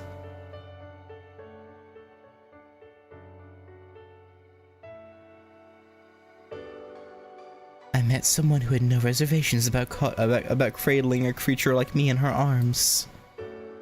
It was the first time I'd seen something beautiful. That was when I gained this form. I was no more than a bunch of cells, but once I saw her, I knew I wanted to be just like her. That was the first thing I ever wanted. And now I have this body along with the name she gave me, Melusine. So you didn't have muscles or bones or even cilia to transport cells? You must have been something like an amoeba then. But then, once you saw a model for a new way to be, you transformed into a fairy? I guess that's right. Amazing, isn't it? It truly was a miracle. Nobody else would ever have thought to go into that dark, muddy bog, let alone cradle me like that. That's why my life belongs to her. My whole reason for being is making her wishes come true. But she had duties she couldn't neglect, so we couldn't be together forever. 100 years ago, the Earth, Wind, King, and Fang clans were so afraid of the calamity that they began fighting amongst themselves again. So at High Queen Morgan's suggestion, I became Tamlin Lancelot to bring the fighting to an end. So that's why you're the only Tamlin who doesn't have her own army or domain. Tristan, Bavanshi hates fairies. Gawain, Barghest loves fairies. Humans too. What about you, Lancelot? How do you feel about them? Did you just start caring for Percival on a whim? No, I didn't. I love Percival deeply. Love? As a sibling. I watched over him for 10 years, ever since he was a little boy. Every time he grew bigger or stronger, my heart felt like it would burst with joy, uncertainty, loneliness, and gratitude. I wasn't the best mentor, sister, or even friend. I've dreamed of a future where Percival could live happily, like the humans in proper human history, so many times though. But not only did he decline High Queen Morgan's invitation, he went and formed that silly Round Table army. That was silly. I don't know how he turned out to be such a delinquent. I certainly didn't raise him that way. He's no delinquent. If you're really worried about Percival, you can still fight beside him.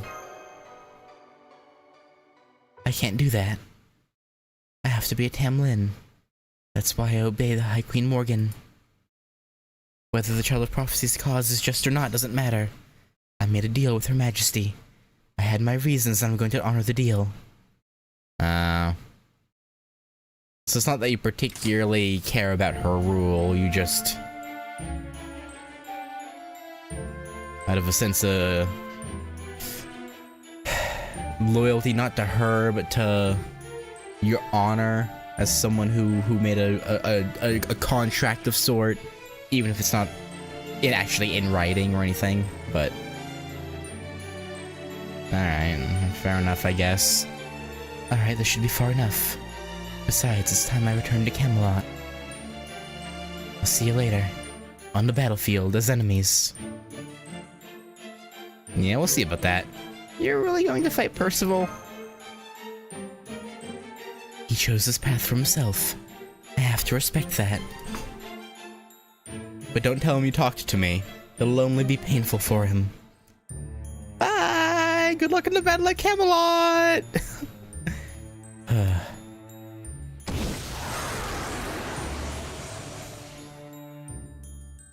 Like, what a weird night call. Well, there she goes. She left as quickly as she came, just like the last time. Wait, was she the one who massacred the Mirror Clan? It's okay. It's all in the past now. I'm not upset. Everyone in the Mirror Clan can see the future. We all know when we're going to die, and it's hard to tell present from future. We feel like we're dead from the moment we're born. Oh! So we have no regrets, no desire for revenge, or anything like that. Dying just hurt, that's all. I do feel bad for Ainsel, though. She was our leader, our princess, so she was always worried about the whole clan's future. She put so much pressure on herself, always worried about how to find a way for us all to survive. She put all that on herself. She kept apologizing to the whole clan, right up to the moment we all died. The truth is, she's the one who was supposed to become a Night Call. But I didn't want her to keep having to apologize to us even after we all died. So I volunteered to be the messenger instead. Messenger? So you have a message for the Child of Prophecy? Yep. There's no Bell of Pilgrimage in this city. Only the clan heads have those. And since Ainsel's was destroyed along with her, I'm afraid you'll have to find a replacement somewhere else. Also, this is kind of hard to say, but... Yeah, the message has been delivered. Mirror, It's okay, Ritsuka. Let's just hear what she has to say. Last thing Ainsel had to say was... The Child of Prophecy will come here twice. The first time will be to live. The second time will be to die. I see.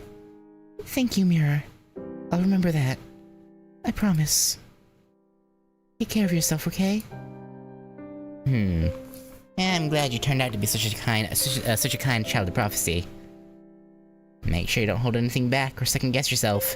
Just go out there and save Britain. Save the rest of us fairies. What a good ghost. I kind of wish it had a unique, like, Night Call sprite, not just the cookie cutter ghost sprite, but you know.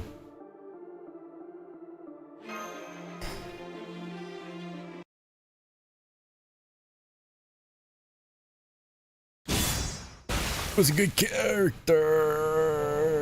Yeah! Yeah? Doesn't feel good, huh?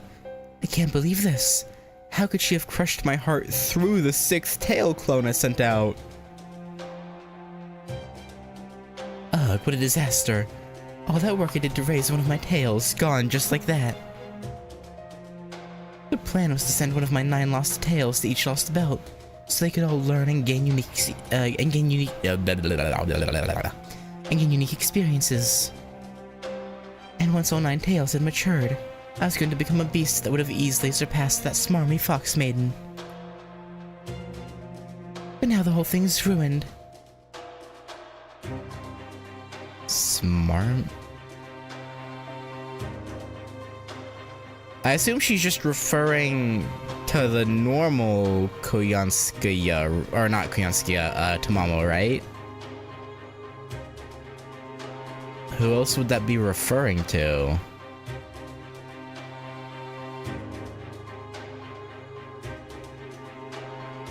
Yeah, no, so that's just be talking about normal Tamamo.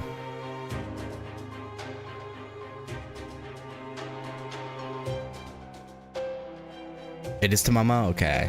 Yeah, because it wouldn't make sense for anyone else.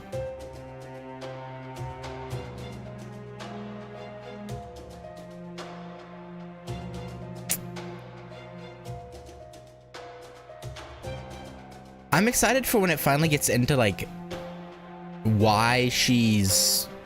Because I assume it's some other, like, almost an alter ego using Tamamo's... like, mixed with Tamamo's spirit origin for some reason.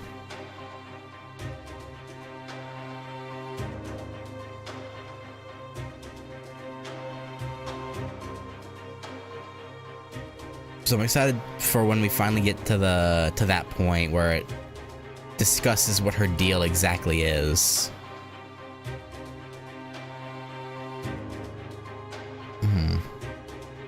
I was going to become a beast that would have easily surpassed the smarmy fox maiden, but now the whole thing's ruined. But then this also kind of implies that normal Tamamo can also become a beast, right?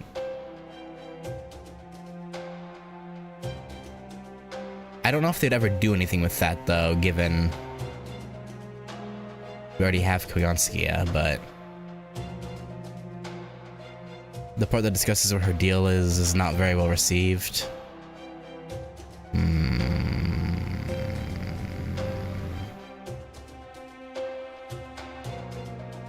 Well, we'll see.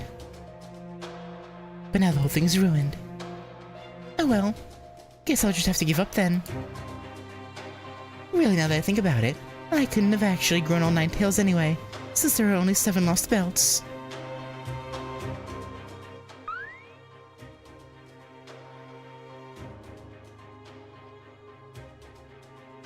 Imaginary foe.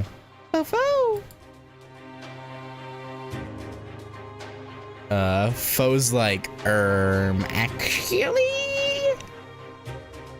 Bitches!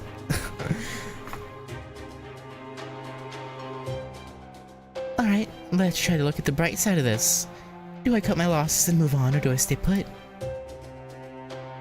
Albion's body was just a pile of bones, and since it doesn't have any fur, there's no way for me to control it. And Lady Melusine's no longer a beast, but a fairy akin to a heroic spirit.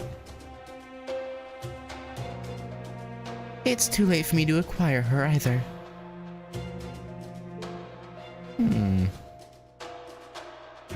I assume she meant beast as in just, like, creature she could control. And not beast.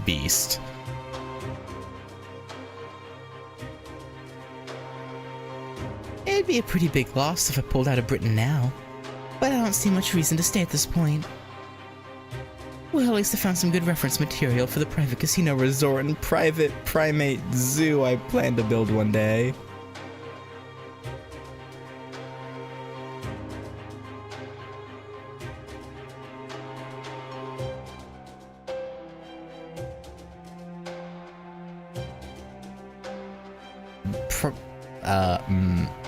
No, I don't like the sound of that. I'll be honest. I do feel bad about leaving Lady Murian in the lurch, but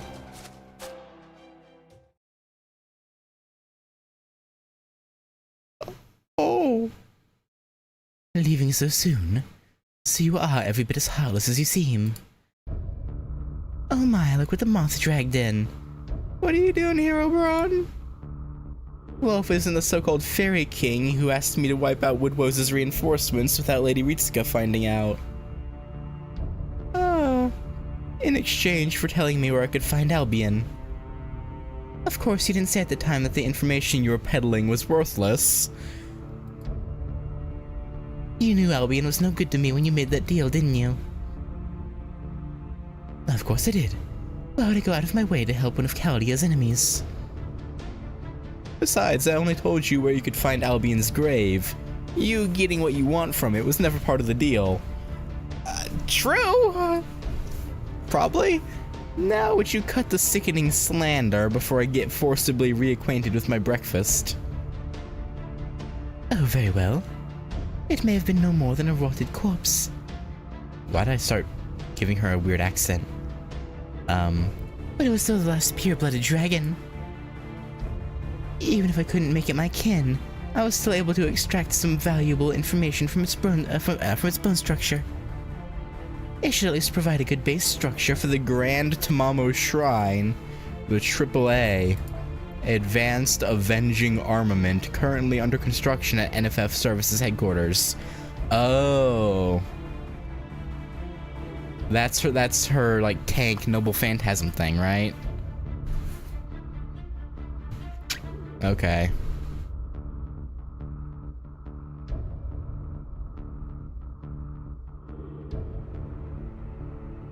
Now then, if you'll excuse me, Prince Devious, I must be going.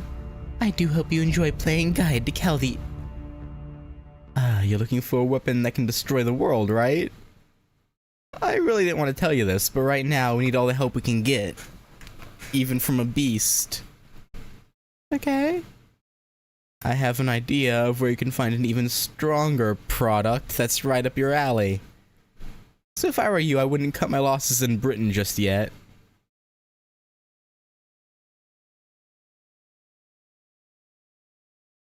Oh, Oberon?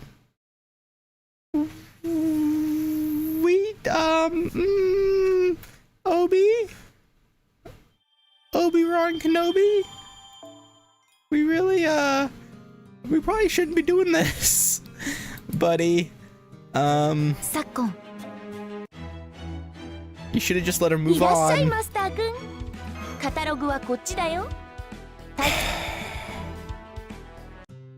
Sakon. Oberon's playing with fire, and I don't like it.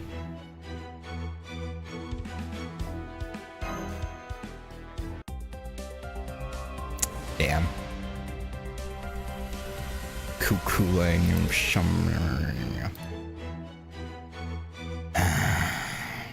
Alright, up in Orkney.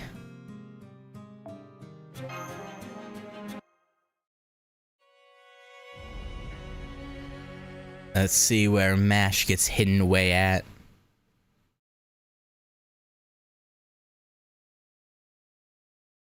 Orkney, end of Fate Era 400 after the fall of Londinium. Totodile, where did Ash go? She went to check on the World Tree. I mean, the Tree of Emptiness. She said she's going to wither it until it dies. Then she'll end the Fate Era and create a new land. Yeah. I see. I wish there was something I could do for her, but there isn't. It's all gone. All of it. Everything, Ash. Damn, we didn't get to see what went down at Londinium. They just skipped over it. I mean, we know what went down, but it would have been nice to see it, I guess. Everything we all worked for destroyed. Just like that. For no reason at all. I guess there really isn't any way left to save Britain. It doesn't feel fair that I'm the only one who gets to survive. That I get to stay behind in the future. Mash. You've got that all wrong, Mash. You're not staying behind in the future. You're going back home to it. And remember, you never belonged to the Fate Era in the first place. And so it's good that you're going back. Even Ash said this would wrap everything up nice and neat. And that didn't cheer you up? Fine. If you're that worried about it, I'll make you a special promise. A promise that'll prove you coming here to this era wasn't a mistake. A special promise? That's right. You know, I used to be a real jerk before I lost to Ash. I was violent and selfish, and everyone else in the Wing Clan hated me. Oh.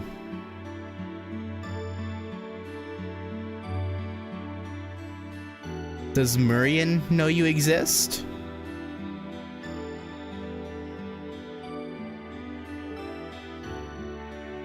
I'm sure she'd be quite happy to know there's another Wing Clan I mean, she knows you exist, but like, I think she'd be happy to hear that you're a Wing Clan fairy.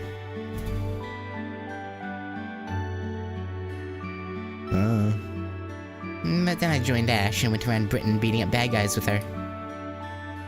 It was a lot of fun and all, but it also always felt kinda empty. Like there was a big hole in my heart. I used to wonder what it was I really wanted to do. What I should do. And what would bring me real joy. But then you came along and filled that hole for me, Mash. Remember when you told me about Habitrot, the fairy from Scotland? I don't know which me is right, this lost spelt me or the me from proper human history. But I don't care. The other me you described sounds so happy, I've decided that's who I want to be. You gave me a dream worth living for, Mash. And I don't mean the dream of becoming Habitrot from proper human history. Now, my dream is to see you in a bridal gown, getting happily married. Now that you've given me that dream, I'm gonna hold on to it forever. I'm always gonna be grateful you came here. So you just wait right here, and don't worry about a thing. While you're sleeping, I'm gonna become a great tailor and see off at least 100 brides. And that way, maybe my own little wish will come true too. I mean, if I can make 100 brides happy, that'll definitely help me become a real grown-up. Right. That's right. Knowing you, Totoro, I'm sure you'll become the best seamstress in the world. Aww. Right? So there's the promise. It's okay if you forget it as long as you keep waiting here. The next time we meet, I'm gonna be able to make a wonderful dress that'll look absolutely smashing on you.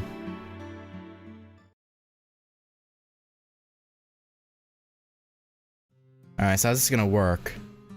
How's she gonna be put to sleep? And so Mash, the first Tamlin, entered her slumber. It would be wrong for a human girl named Mash to exist in the Fate era, you see. So by insisting that the figure in his coffin was actually the first Tamlin, there wouldn't be a paradox in the era of the High Queen that was to come.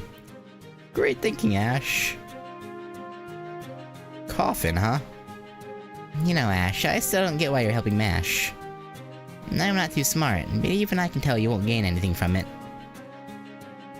She has a special spirit origin. Having someone like her working for me will be useful in the future. Oh, what a interesting way of looking at it. Gotcha. Well, I don't know much about that kind of stuff, so I'm not gonna ask anything more. You're about to kill the Tree of Emptiness, right? And a whole lot of fairies are gonna die, right? And then our journey together is over. Now I'm gonna go back to the south and work on my fairy training. And this time I'll do it for me. See you later, Ash. It's been fun. I see. Goodbye, Totoro. I don't like that look on his face. I really don't. I don't like that look. Training for your own sake is all well and good. But don't forget what I taught you either, okay? Yeah. Yeah.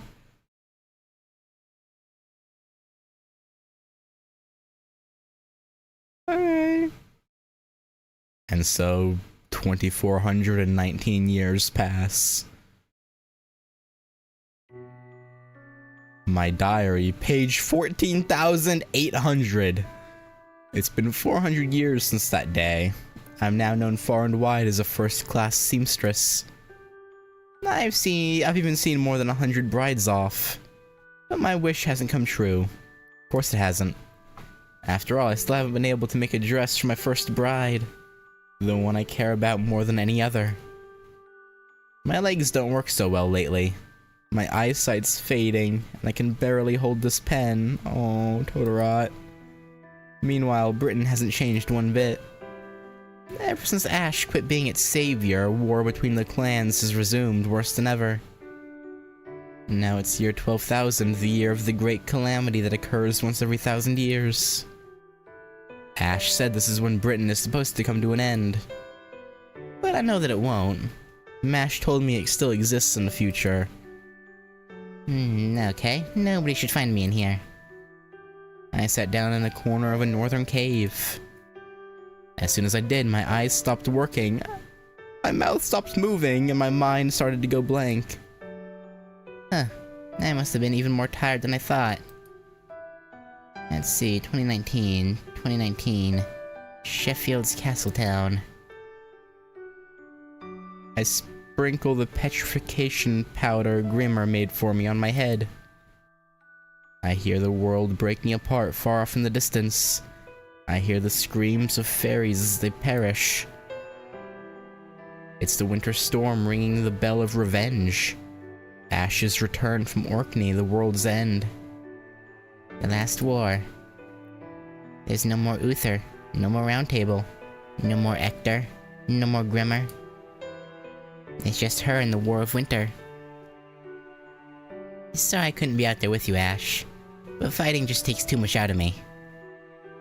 This is the end of the Fate era, the moment that makes our entire pilgrimage meaningless. The time a savior vanishes from history and disappears from everyone's memory.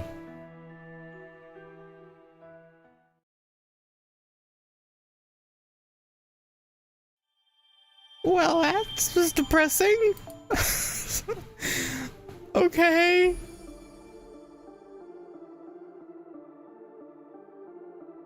So then is the Habitat we know a successor then? Or does she somehow get, like, healed? Ooh, I guess we'll see. Like,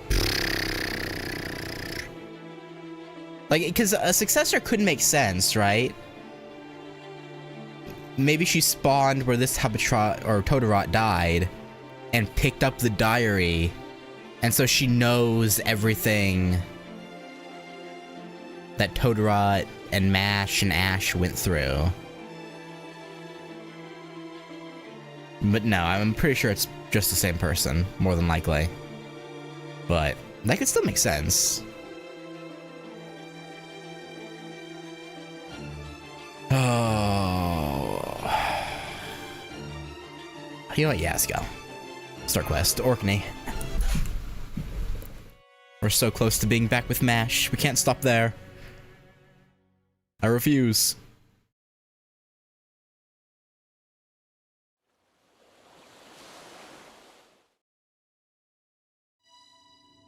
About time we made it. So this is the northernmost point in Britain, huh?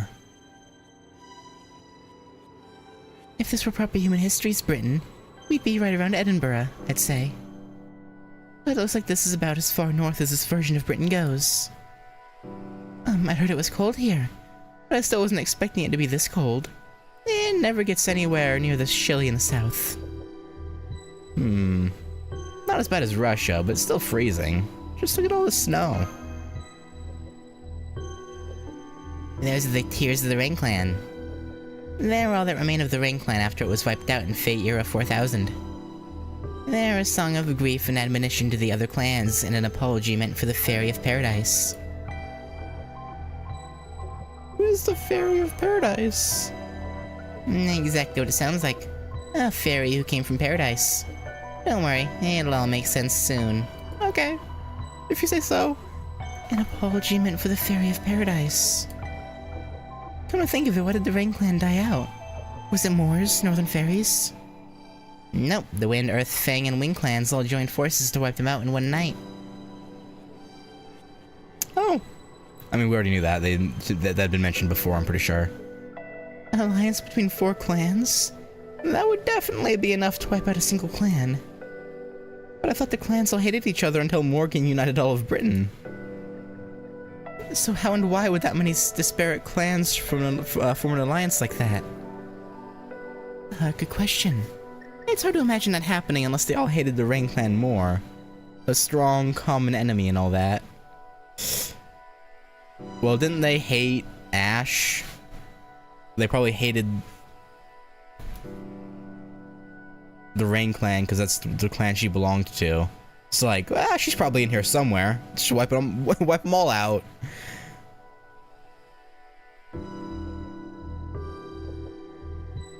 Were the other clans just that afraid of the Rain Clan? Were they just that powerful? Not at all. The Rain Clan was a quiet, peaceful clan, just like the Mirror Clan. The whole reason they took up residence here in the north was out of a desire not to fight the clans in the south. Then why? Because they helped the Fairy of Paradise. They took pity on her when she washed up here from Paradise and raised her as their princess, like she was one of their own. The other clans, well, they didn't like that. At all. They were all, no way we're letting her go on her pilgrimage. All those traitors need to die for this. Yeah. What do they even mean by pilgrimage? Sorry, no more chit-chat for now. We've got someone here to welcome us to Orkney. Oh, hey Mr. Wolf. Oh wow, what a beautiful wolf! And its fur looks so warm. Yeah, there's almost something godly about it. Wait, it actually has real divinity? But there's no gods in Britain. Does that mean there's a divine spirit somewhere nearby? Gonna transform into... No, okay. It's heading off that way. You think it wants us to follow it? Yep, there's a little boat up ahead I used myself a long time ago. We can take it up to Orkney. Don't worry, it's only a 30-minute ride. And once we get there, my adventure will be over. Don't say that! I don't like that. I don't like how you said that. Put her on? Happy cat?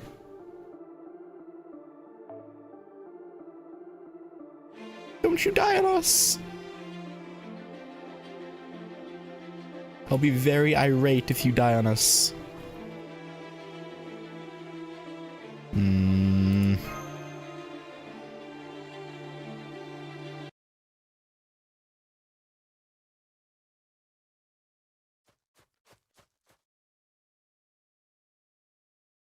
It looks like the White Wolf's headed toward a campfire?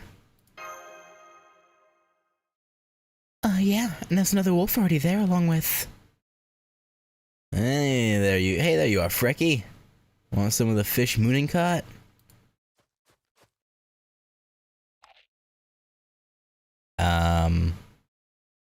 That's a servant, Ritsuka. This mean there's been another proper human history servant besides Oberon here? You know, I mean...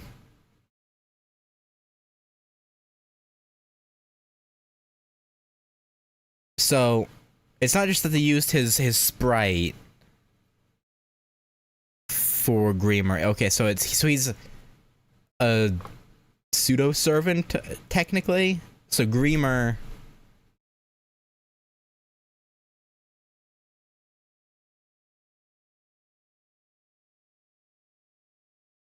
is it okay. I see. Gotcha. Does this mean there's been another proper human history servant besides Oberon here? No, wait, I recognize that robe. Huh? Hey, Ritsuka, about time you got here. I was beginning to think you'd never show up. Cuckoo Lane! Or is it actually Cuckoo Lane? Cuckoo Lane. Whoa there, am I not calling you that? It really drags the Spirit Origins output down. Oh?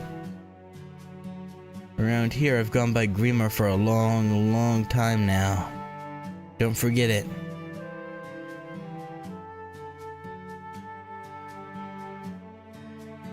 Okay.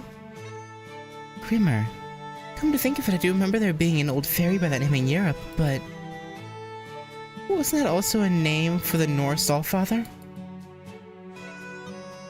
Yeah, I was wondering about that when they said the name, when he said Moonin. I was like, isn't that...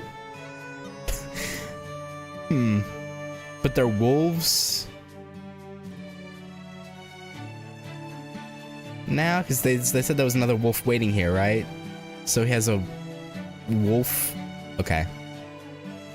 What? You didn't tell him about me, Habitrot? Not even after I bailed you out in Sheffield. Yikes! There was so much happening back then I didn't realize at the time. But you've really gotten old, Grimmer. What are you talking about? I'm as young as I ever was. I don't know what my predecessor was like, but I'm the second generation, so I disappoint.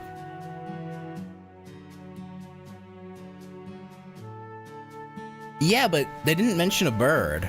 Unless I guess maybe Moonin just isn't here right now, and the other wolf isn't Moonin. Maybe it is actually a raven that just isn't with him right now. That could be the case. So I disappoint. Man, I had no idea time could be so brutal. Ash should drop dead in shock if she saw you now. Can you tell me what the hell is going on here? Sure, I'll be glad to fill you in. Not like this is our first time meeting, is it? But first, I've got to see if the Child of Prophecy there is the real deal or not. Oh. Okay. Damn, this guy means business. Is it alright if we fight back, Ritsuka? Just another of the endless tests of skill, I think. I got it. It seems this man's much less nice than your usual acquaintances, Ritsuka. I don't know why, but something about this guy really rubs me the wrong way. Come on, let's get him. That's probably the Shiro in you, like, this motherfucker stabbed me! Even though it's not really that cool, you know, it's but you know, you know, he's close enough. Come on, let's get him. Like, this motherfucker stabbed me in the fucking heart.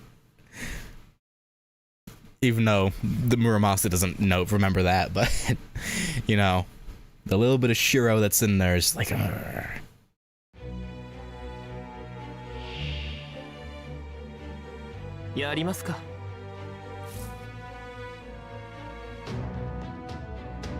What's interesting though is he clearly knows who Kukulain, like this Grimer knows who Kukulain is. He's like, hey, don't call me that. Drag the Spirit Origins output down. Like,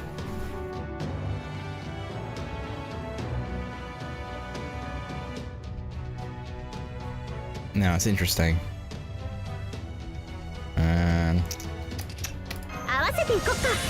Does this go to other people?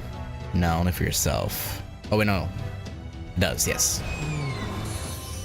Perfect.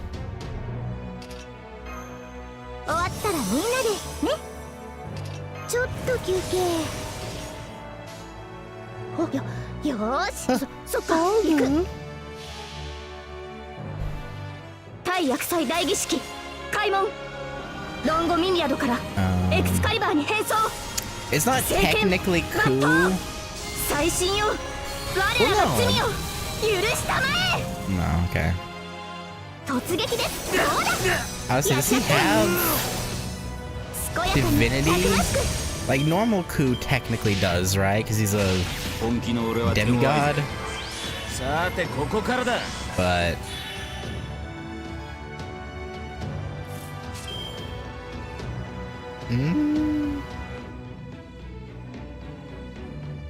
no, maybe not.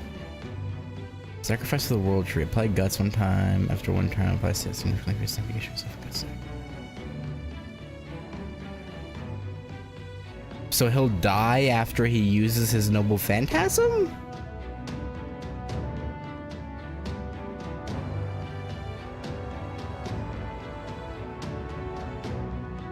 Okay.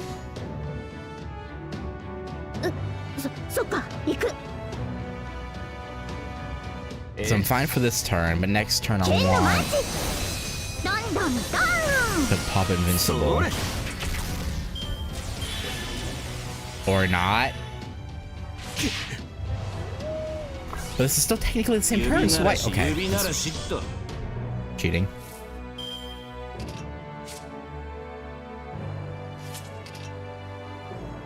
Alright.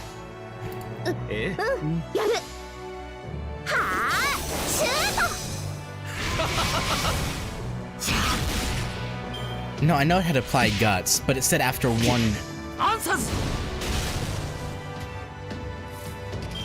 It was after, yeah, whatever. Because that was still technically the same turn.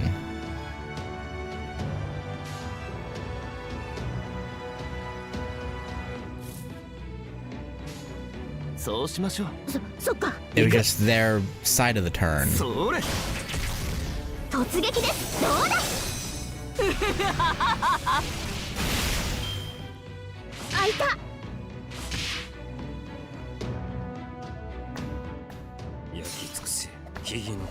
I forget, was this AoE? It was, okay. 魔力が足りぬ。慣れない服は着るものじゃないですね。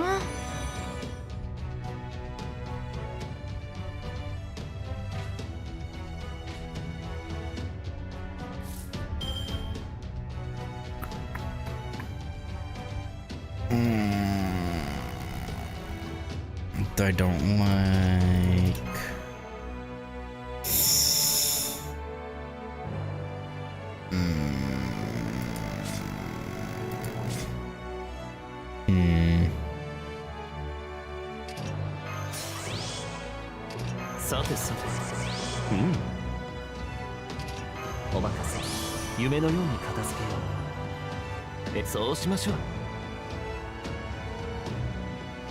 Was Dashimyan AoE, it is.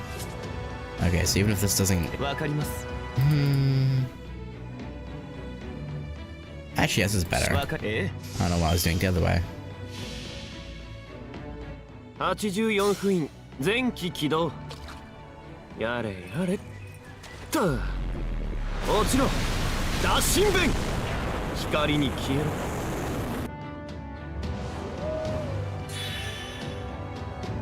それそれこういうことですシクソー君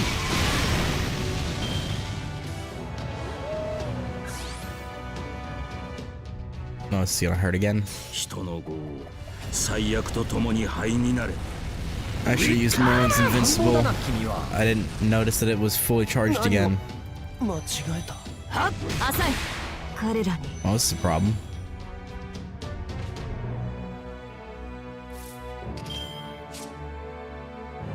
I can just attack you, actually. No, we're fine.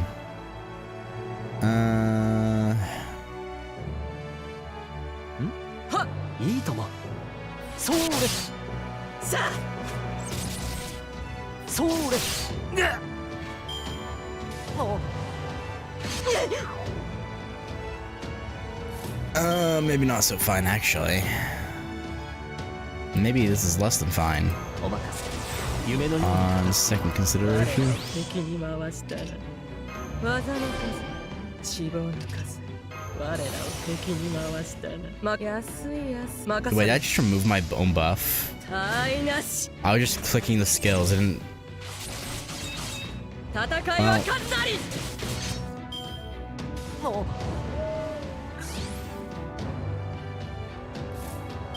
Yeah. Okay. I just saw it was the restore HP symbol, so I just used it on reflex. I didn't read that it had a demerit. Well, that's unfortunate.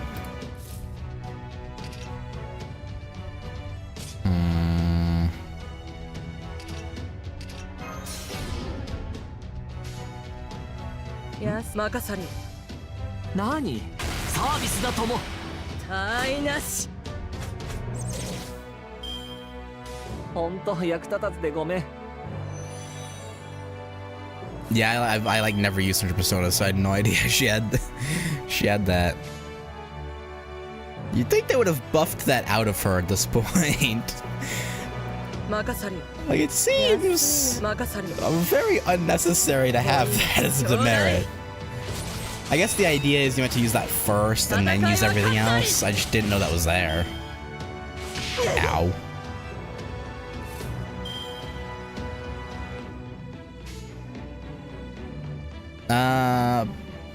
I didn't use it because I was hoping I'll get a better, more crit stars. So that way I could have a guaranteed like buster crit, but. まは我ら軍にして子にして軍100の顔持つ千変万化のザバーニーヤ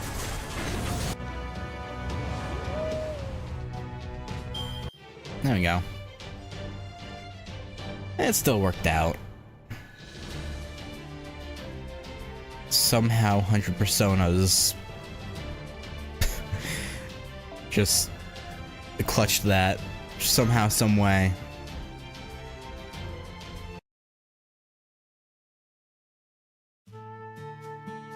So the Child of Prophecy likes to gang up on heroic spirits she's never met before, huh? Alright, I see how it is. I have nothing to say to a kid who can't even be civil. Go on, get out of here. But you were the one who said to bring it on! Isn't that right, Ritsuka? Hell, you were the one who said we should fight him! Greemer didn't say anything like that. Nope, I sure didn't. I just made a fire because it's so cold out here. Right. What are you, a damn child? Sulking like a little brat just because you lost? Yep, it's Grimmer, alright. He might be all grown up now, but he's still mean as ever. Alright, Grimmer, tell us what's going on here. How long have you been back in Britain? How long have you been back? It sounds like... I mean, Grimmer, this wouldn't happen to be your second time being summoned here, would it? If so, would the first time be long ago, back in the Fate era? And the second time be, well, now? Uh-huh, we got a clever one here, huh? Guess you'd have to be, since you already saved humanity once. Anyway, I think that's enough joking for now. Now that I've crossed staves with you, I can tell for sure that you're the Child of Prophecy, the Fairy of Paradise. Allow me to introduce myself again. I'm Grimmer the Sage. My true name is Cuchulainn. I'm a heroic spirit from proper human history. 6,000 years ago, I was summoned here as the divine spirit of Odin. Oh, okay. This time around, I've been standing guard here day and night for the last year on Odin's behalf.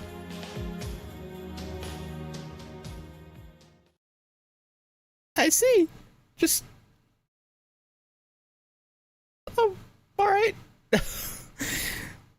I'm okay. Oh.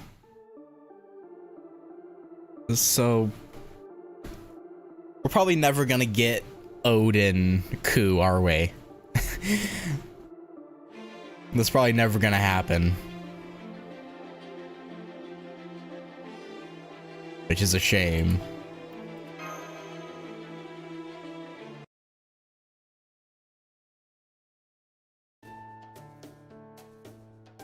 Hey, who knows, maybe he'll be the 11th anniversary servant here in, like, what, 11th anniversary, and JP starts in, what, like a week or so? Maybe he'll be the... No, probably not. A divine spirit. So then is this one of those god beings you told me about weeks ago? But he's so affable. He's not the least bit majestic. That's about the reaction I was going for. You're a lot more amiable than I expected. You're right, I'm not at all majestic. I might be here as Odin's proxy, but I'm still just another heroic spirit like that old man over there. So how about you just call me Grimmer, you know? Like a friendly older brother sort. Huh, older brother. If you're here as a divine spirit's proxy, then you're just as much of an old man on the inside as I am. No way! I'm young in mind and in body. Know why? Because I bit it before I got old. I wonder why those two get along so poorly. Don't worry about it. I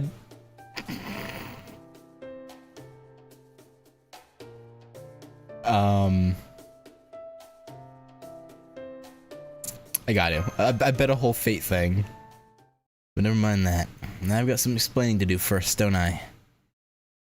Unfortunately, my role here is more than a little complicated. So I think I'll start by clearing that stuff up. Listen up, Ritsuka. You too, Child of Prophecy. First up, my relation to Chaldea. I'm the same heroic spirit you formed a contract with in Fuyuki. Okay, I was actually wondering about that, because he said back in Sheffield that he was somewhat related to MASH, kind of, or he wasn't unrelated. So I was like, it's not the same one, is it? I think I even said as much back then. But then I was like, no, that's not possible. But apparently it is. Yeah, I did get reset when I went back to the Throne of Heroes. But I retained my records of you, Olga Marie, and King Arthur, who's still holding your ground here. I see. You're talking about Singularity F, or Singularity X as Chaldea defined it. The one that took place in Fuyuki in 2004. I have seen the data on that incident too. I'm pretty sure any servant that's been dismissed would never bring any records back with them. Well, we already had that with Jason. What do you mean?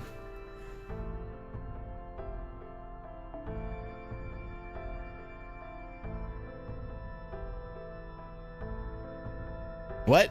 Da Vinci, we've seen this before. This isn't the first time. All right. You can thank my divine spirit for stepping in on that. Hell, in my case, you could even call it the counterforce. The god who gave me this authority explicitly said he wanted me to watch out for you guys from Chaldea. He's also the god of magecraft and wisdom, see, and apparently he looked into the future and saw we needed to do something here before things got real bad. By here, he meant Fuyuki and Britain, and by do something, he meant... So wait, was he already semi-possessed by Odin by the time he was summoned in Fuyuki? Which, I mean, I guess would make sense if he was summoned 6,000 years ago in the Fae, but that would have been before the Lost Belt. And okay. Huh. Well, it seems to come down to, in a word, recovery. See, this god set his eye on this Lost Belt for a hell of a long time. A multi-dimensional eye, specifically. But I guess if this is its own history, and has been since...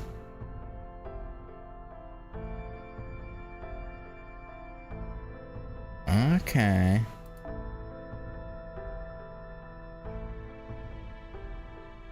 He first summoned me here 6,000 years ago to aid the Fairy of Paradise.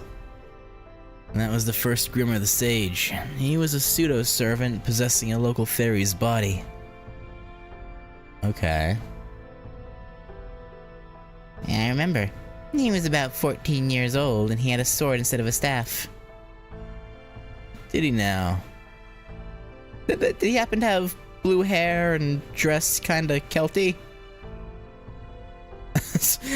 You know, just curious. Didn't happen to be Satanta, did it? Did he now? Oh, ain't that something? What kind of kid was he? He was a real brat, always getting into trouble. Ash leaned on him a lot, though. So you and I used to be battle buddies. That's good to hear. Yep, and after we parted ways with Ash, the two of us talked a lot. You made that magic powder for me and came up with a plan, then disappeared during the Great Calamity, right?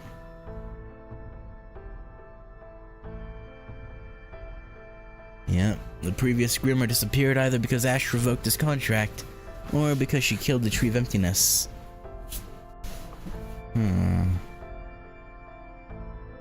But before he disappeared, Odin left some insurance in the form of a countermeasure to be implemented if this lost belt swapped places with reality. He knew that once humanity's everybody dies ending, the incineration of humanity had been resolved. There'd be no avoiding the bad ending. The reconstruction of humanity. All the necessary conditions were in place. So he figured the least he could do was handle the issue here to take some of the load off Chaldea. And I'm the pseudo-servant he chose to help resolve that. In the first phase, he conferred his authority upon me, making me a caster. Then I showed up at Point X, Fuyuki, and formed a bond with Chaldea. After that he sent me here to Britain, where humanity would be in a real dire straits if someone didn't step in. Though I had no idea about Grimmer the Sage before I got here. The only thing I inherited was my duty as a divine spirit of proper human history. I didn't know the first thing about this place. I was in the same boat as Ritsuka in that regard. So after I was summoned here, I spent a year investigating what had happened in the era of the High Queen. I learned about the calamities, the clans, Morgan, the Tamlin, the transition from the Fae era to the era of the High Queen. And once I saw that in the bell tower here, I put most of the pieces together.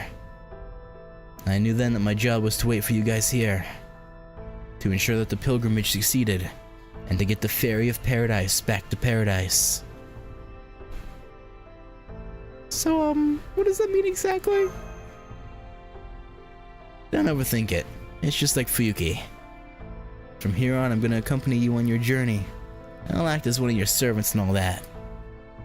In exchange, I'm gonna do whatever it takes to fulfill Einsel's prophecy. The promise Ash couldn't keep. Damn. This makes him, like, teaching Mash, like, how to be a servant and unlock honorable phantasm and all that. It feels like it makes it more profound. Like him being a mentor to her in Fuyuki a little bit. Like there was literally a god trying to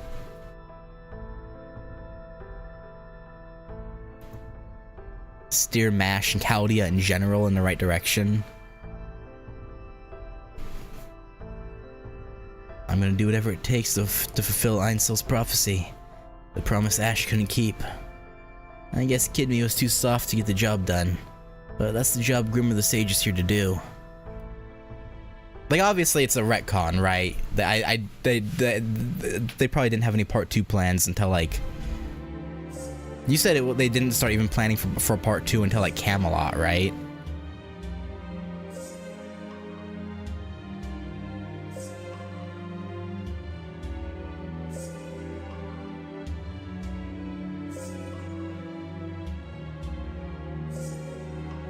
Well, I thought it was supposed to go, like... They were thinking it would probably go end of service at, like, by the end of part 1, right? But then it was so popular.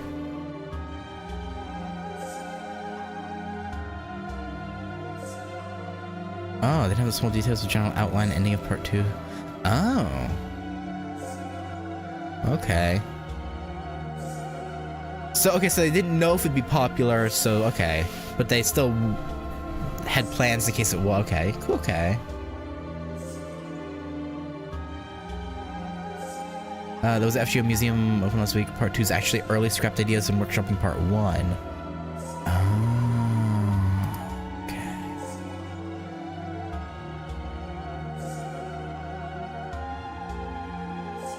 But I mean, they still had no idea if they would get to the point where they could actually, like, reuse the stuff that was scrapped, right? So it's like... Well, not reuse, but use the stuff that was scrapped originally. So, I mean, still, the fact that it was... The idea was there is still, like, okay, yeah, okay, it's fine, yeah. It's an awfully roundabout way of summoning a servant to help.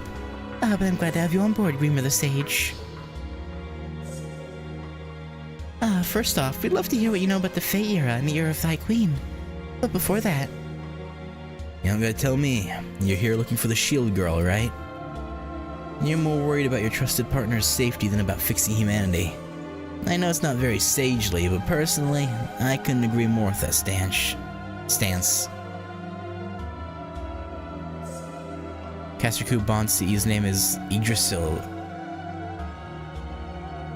Oh, okay, I didn't know that. I haven't bonded him up to 10.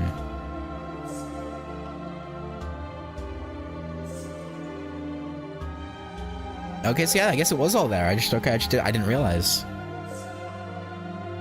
That's cool. Besides, I'm sure she knows way more about the Fate era than I do. So you may as well hear it from her instead.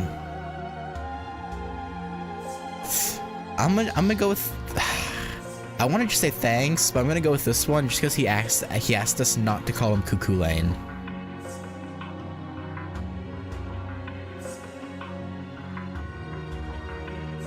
You sure about this? Hey, our goals are basically the same. All you gotta do is help me with mine. So you know where Mash is? Then does that mean... Yep, she's by the Bell of Pilgrimage. See that broken down castle over there? The bell tower is right at the top.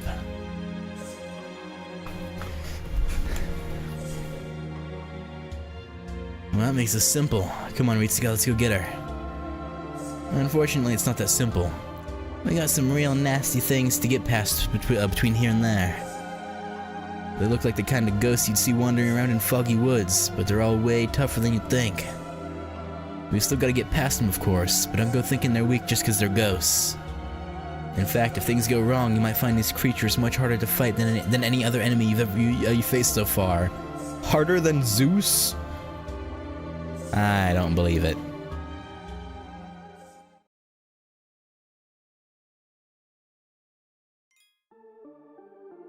Ruler? Here? Okay. Yeah, we'll go ahead and bring an Avenger. Or Space Oreshkigo. Yeah. I could bring my Arash as well. Wouldn't be an awful idea. Yeah, you know what, Merlin?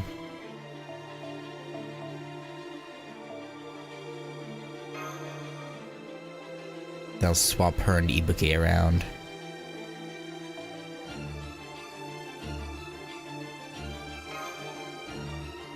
Alright. This should be fine. Probably. Actually, you know what? Hang on. Which ascension do I have on right now? I have her on 3rd.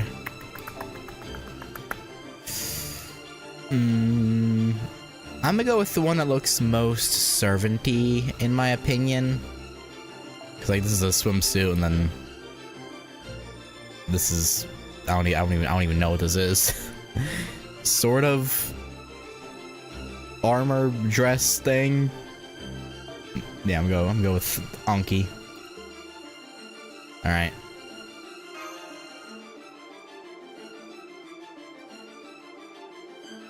A ruler ghost. A ghost ruler. The king of ghosts. The king of games. Yu-Gi-Oh! It's time to duel. I don't know why my brain went there with that. Oh, she's got knights of the round protecting her, huh? Or just regular ass knights, that is, but still. Quite, There's no music either. Kind of disconcerting. That's fine.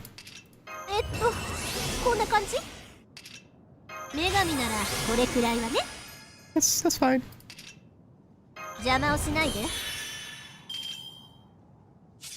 Actually, it might be better to use it on her, because she's NP2. Yeah. And they're arts, right? Yeah. Oh wait, it's only on hers. I got her mixed up with normal Castoria again.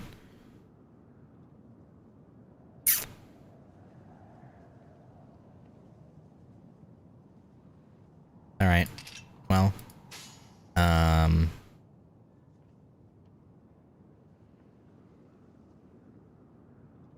Oh no, I should have done mine. Cause then I could have done a full combo. Pooh.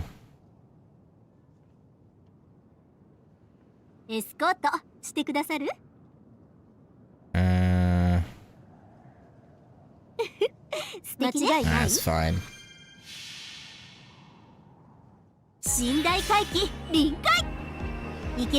Jarring going from absolutely no background music in that fight to just like upbeat Noble Phantasm music. Oh good, her instant death activated. Nice.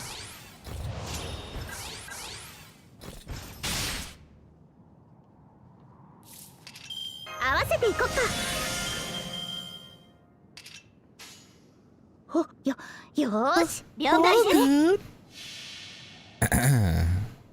現実にその光はないとしても諦めず投げ出さず強がって歩き出すこの希望を知っているからホープウィルキャメロット It's freaky having no background noise. 剣のマンチ Okay, well these things were pushovers. I mean, it helped that Arashio's Noble Phantasm activated instant death on one of them. But still, that was weirdly easy.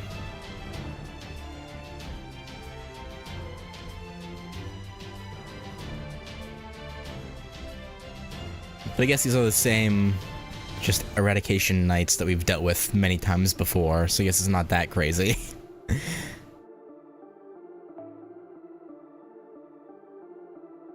Saber Archer. Subarcher. Kinda wanna use Mr. Ku here. Or Grimmer.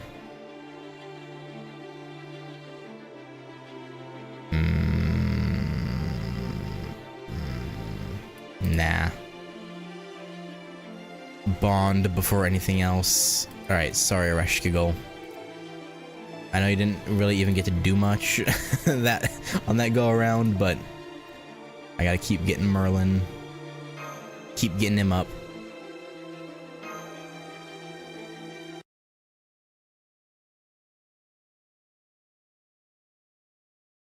Those ghosts, they were...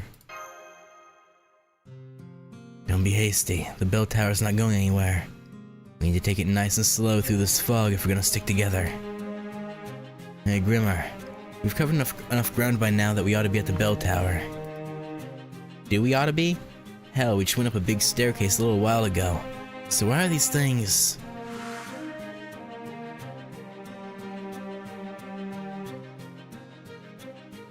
What can I say? This stuff happens.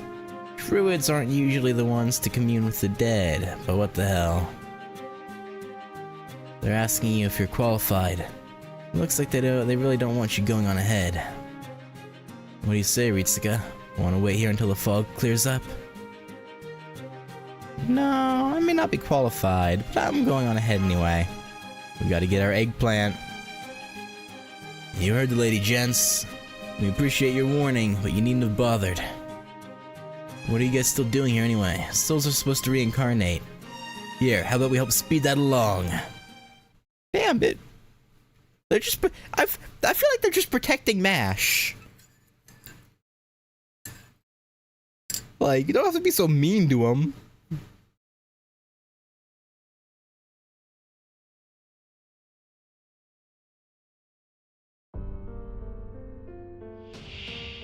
Oh, now we got actual round table nights, not just regular nights. Oh, Tristan. Tristan. My buddy, my pal. The man who soloed, well, tried to solo Barghest. And failed, but you know, it's neither here nor there.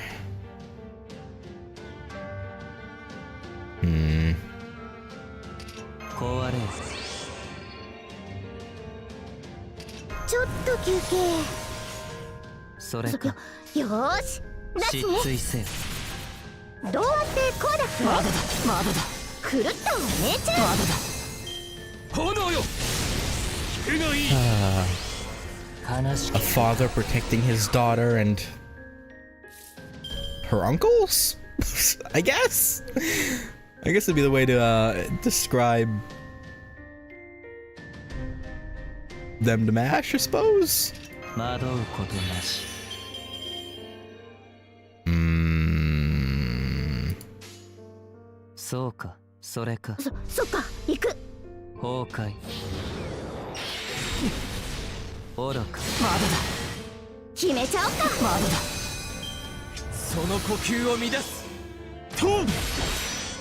Sorry, all I'm imagining now, because I watched the first episode of Carnival Phantasm yesterday, is I'm just thinking of the scene with Lancelot wearing the dangerous beast outfit, and it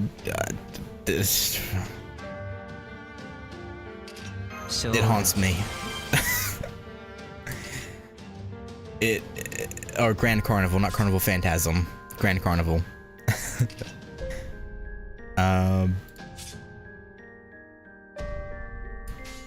Haunts my dreams. Not literally.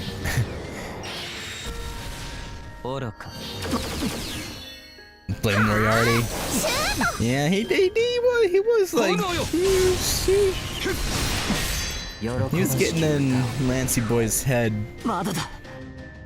So... I mean, it was still a... interesting choice.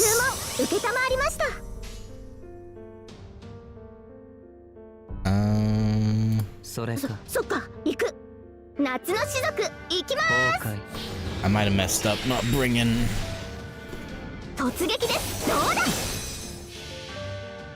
better servants to deal with sabers. I was like, yeah, 2 berserkers will be fine, right? 希望は消えはしない。ホープウィル・キャメロット。 Not really. ここが勝負どころです。と炎よ。 Okay.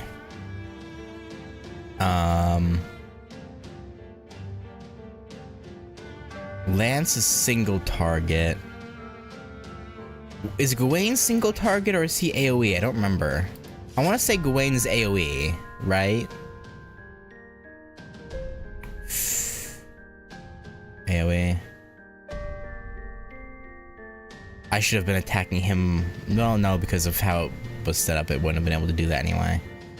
Alright, I guess I'll keep going for Lance, but I want to get rid of Gawain first, actually. But I'll stun Gawain, and 星は縮小し、悪は剣によって裁かれる。わかった。 yeah. We're not gonna kill Lance's turn, unfortunately. This AoE is not, unless this does way more than I think it will. No. Unless this does a shit ton more than I think it will. Yeah, no way. Yeah, that's what I thought. Because they, for some reason, in this Lost Belt, decided that Shadow Servants can use their noble phantasms. 魔力が足りぬ。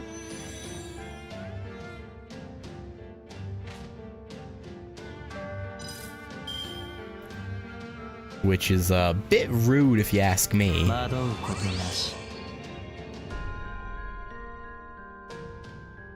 Yeah, Gawain doesn't get ignore invincible or anything, right? So if I do, or sure hit, if I do this, and this, those two will live through it at least.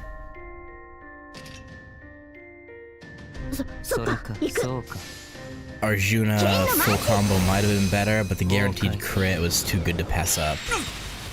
Oh, wait, okay, Lance is dead. Good. Arjuna's gonna die to this, but that's fine.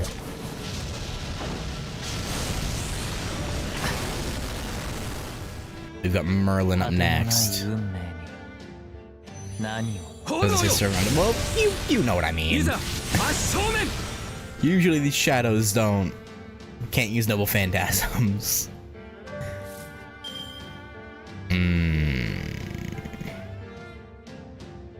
I really wish you'd given me like 4 Merlins instead of Bazit, but okay. Alright. I guess what we could do. この辺りいじった方がいいんじゃないか。決着の時だ。強化完了。後より出て先に立つもの。 You know what? Sure, we'll go for a full combo rather than sticking Merlin in there. 逆光剣。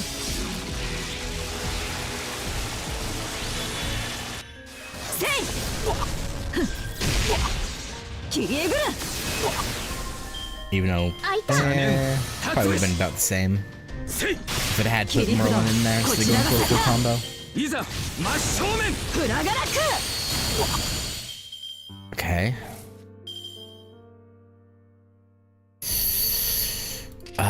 There's a decent chance of her critting. I feel like this is a pretty decent gamble. Please crit. Thank you.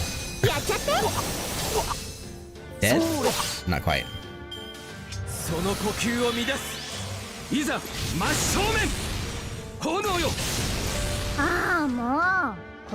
Wait, didn't Tristan and Lancelot shadows not have voice lines?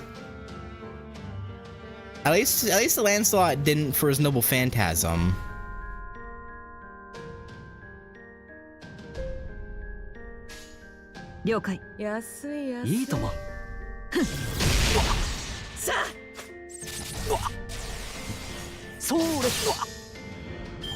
1対1と思い込んだ貴 Okay, 様の alright. 核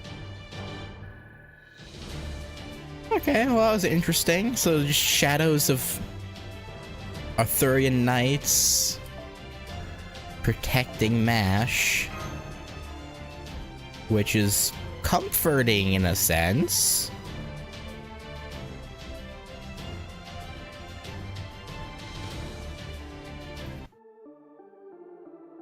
That means she's been accepted as a knight of her own, right?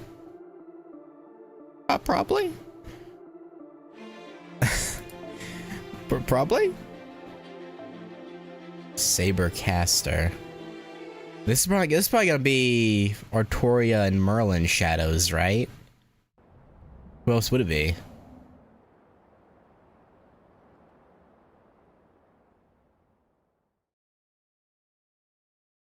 Oh, we made it. We made it to the top. There's the bell. There's the bell tower, just like Greemer said. And over there. Oh, Mashu. She looks so pretty. Is she sealed in ice?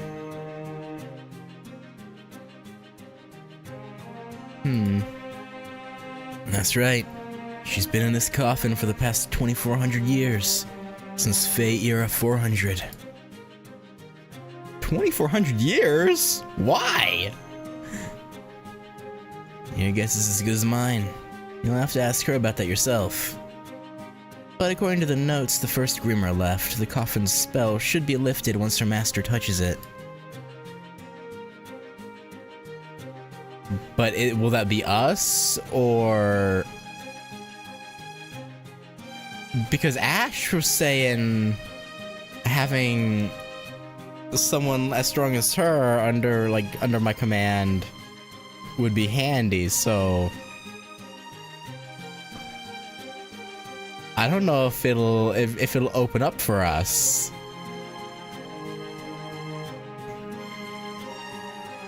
You made it. You two have finally reunited. However, 2 more. Looks like there's still one last obstacle left to overcome. You won't be able to get near the coffin or the bell unless we do something about those things. Give him hell, Artoria. You're the only one who can beat him. It's definitely Sabertoria and Merlin shadows, right? Are you okay with this, Hubbatrot? Even though they're calling your name? I'm fine. Yeah, just hearing things. Go on, Artoria. Get 'em. This terrace, beloved by a group of gentle, peaceful fairies, is Orkney's holiest place. The ancient era these spirits belong to is long over. It's time they left.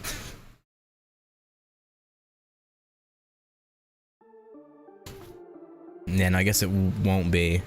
Because it was probably those probably just shadows of actual or of this Lost Belts round table from back in the Fate era during Uther's time. So there probably won't be any wouldn't make sense for Artoria to be among them.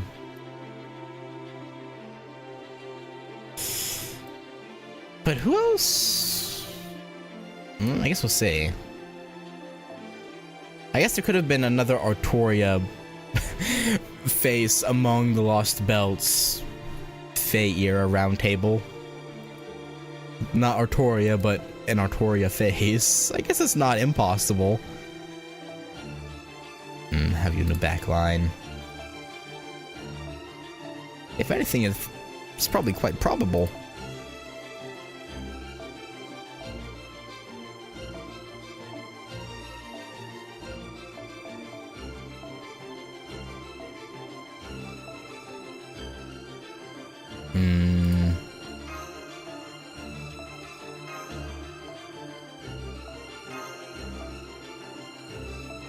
And then boom. Okay. I guess we'll see though. I guess it could be Bedivere. I forgot about Bedivere. Could be a Bedivere Lost Belt Shadow. That would make more sense than a... Oh! No, it's Arthur. 落ち着いて普段通り And に okay. And Ash.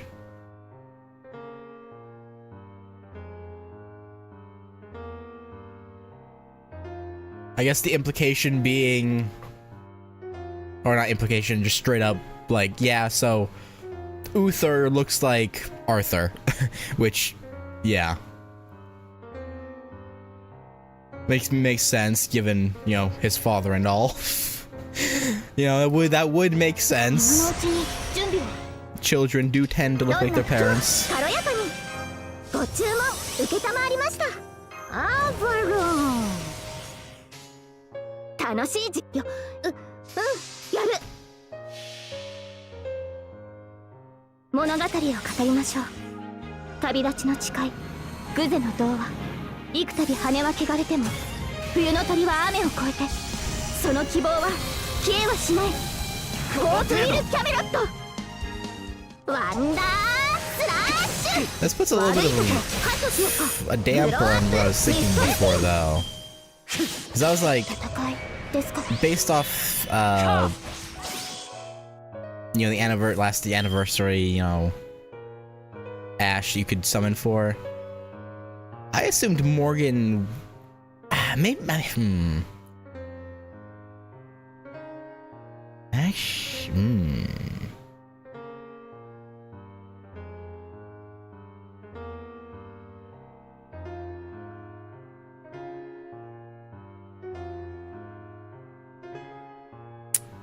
Interesting. よーりますですねはあシュートシャーここでまっすぐ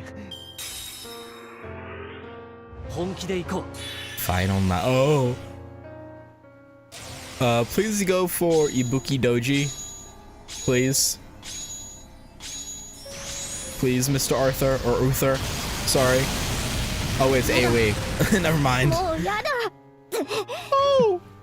もろき慣れない服は着るものじゃないですねでも可愛い Well,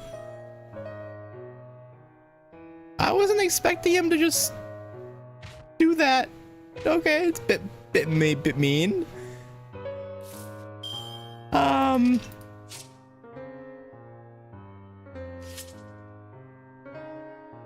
Well. Huh. Wee bit of a problem. お任せ夢のように片付けようオッケー Okay. ふむ了解いくよせーの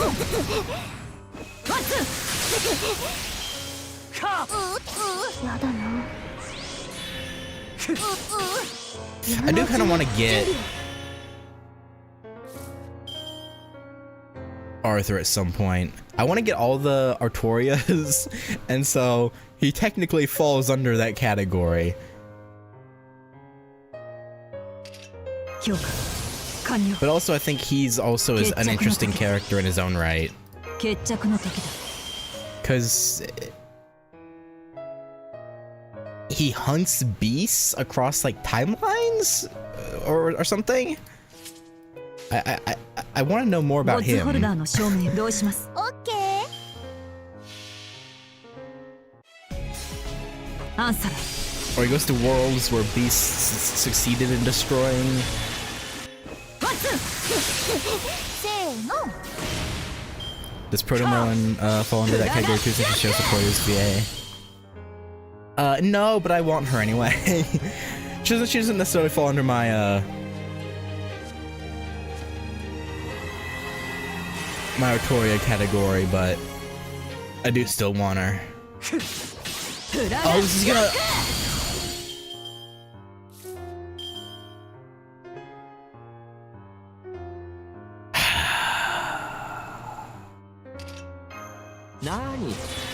こともやればできるさ。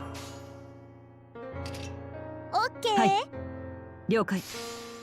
Savior, 芸術とは輝くもの you're さ。 dying.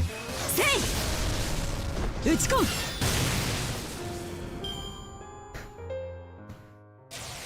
Oh!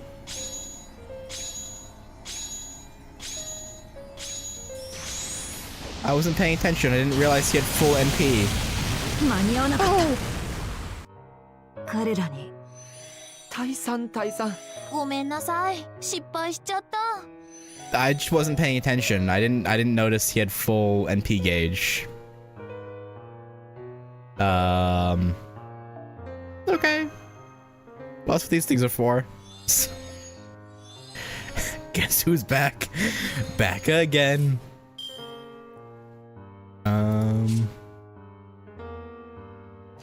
Alright, well. ちょっと休憩。今のうちに準備を。 Gonna stack 白 her 兵 with 戦行きます。 buffs.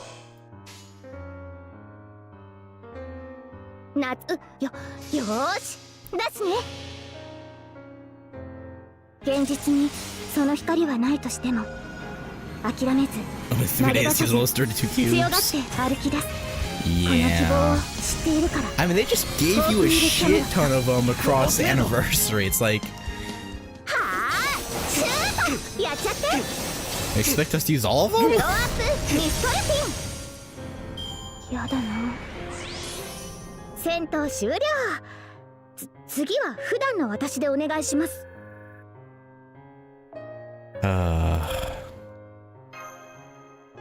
They really did give a way too many of those cubes. Like, they could have given like 10 or 12 and...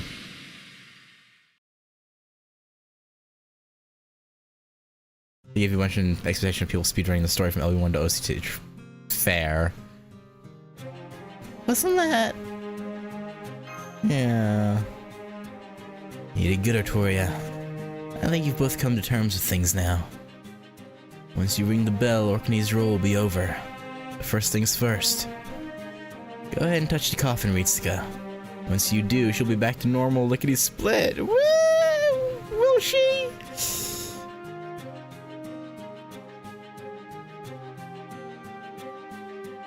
Will she, though? Approach slowly.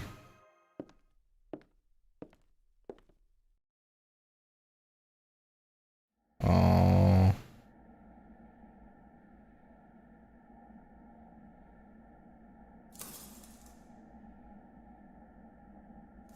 Here she comes.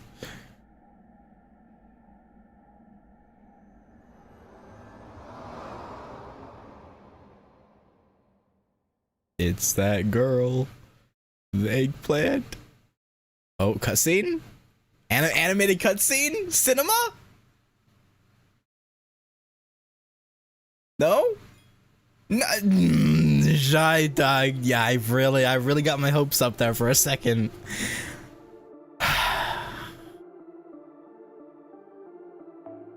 Damn.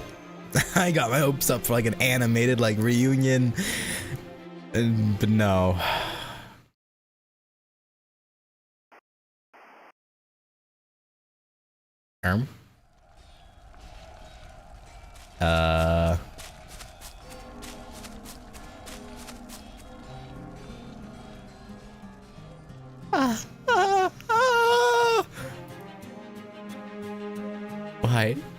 Why? This was supposed to be the greatest. This was supposed to be the greatest day in Britain's history. Everything was supposed to change for the better. But they killed Uther. They slaughtered my entire round table like they were just trash. They asked the world of us. They thought the world of Uther. But now they've poisoned him. They were too afraid to even face him. Cowards. Uther, talk to me. Uther, say something. Please say anything. Just open your eyes. I never let failure stop me. I've kept trying all of these thousands of years. Am I doomed to fail here too? Is this still not enough? Am I not enough? Is it not? Can I not save Britain? Is there no Britain that can be mine?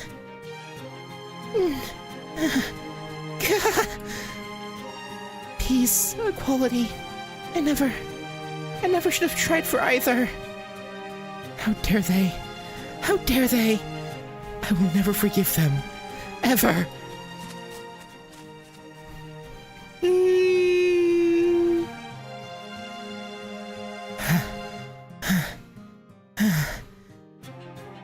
I was born in this Britain over 3,000 years ago.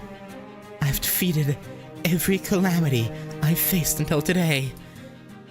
But I was always hated afterward, never praised, never loved. But then one day after I awoke from the latest of so many hibernations I'd been forced to undergo to hide from the fairies, I finally understood. My enemy wasn't just the calamities, it was the fairies of Britain as well. They were pure and innocent in the truest sense. They enjoyed both good and evil things alike without losing either that purity or innocence. They are at their core no different than those loathsome humans who drove me from Britain. So I crushed every possible source of malice, vested interests, discrimination, oppression, envy, mockery, all of it. I tore up every weed to prevent malice from taking root, and all with their knowledge and consent. Maybe not every fairy agreed, but by and large they understood what I did would create a better future, and supported it. But just enough malice remained. A few fairies took one look at the foundation of peace so many had worked so hard to build, and tore it apart because they didn't like it. Because they could.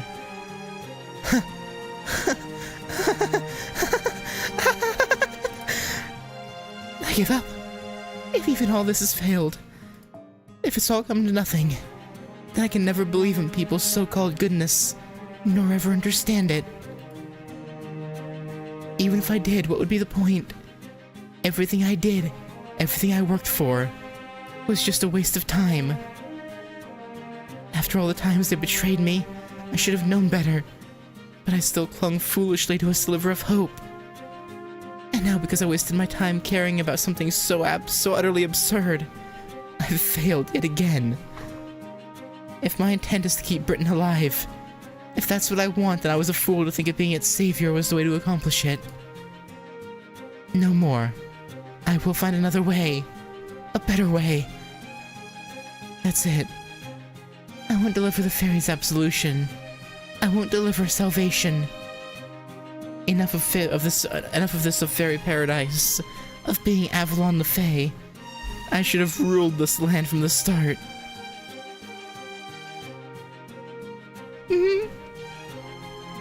There she is. It's Ash the Agitator. Capture her alive. The clan heads have ordered that she be made to stand trial. Wait, stop. I'm not Ash. I'm not. But wait. Who am I? Who am I?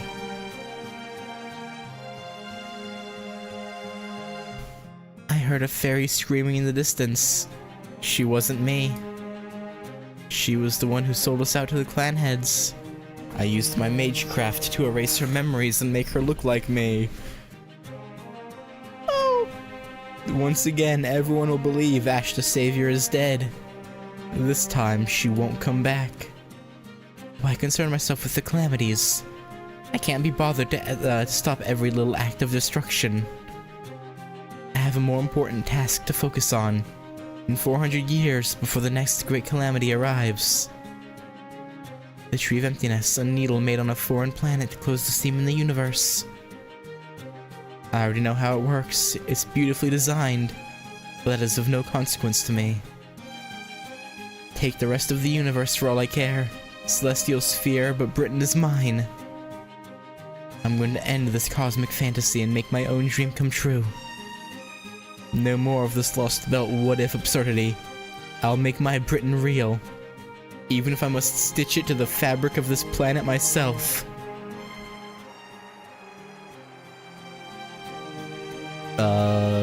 Go in Joker mode? Londinium's destroyed. The Savior has no doubt been executed in Salisbury by now. Hector has already gone his own way. It's only us heading to Orkney.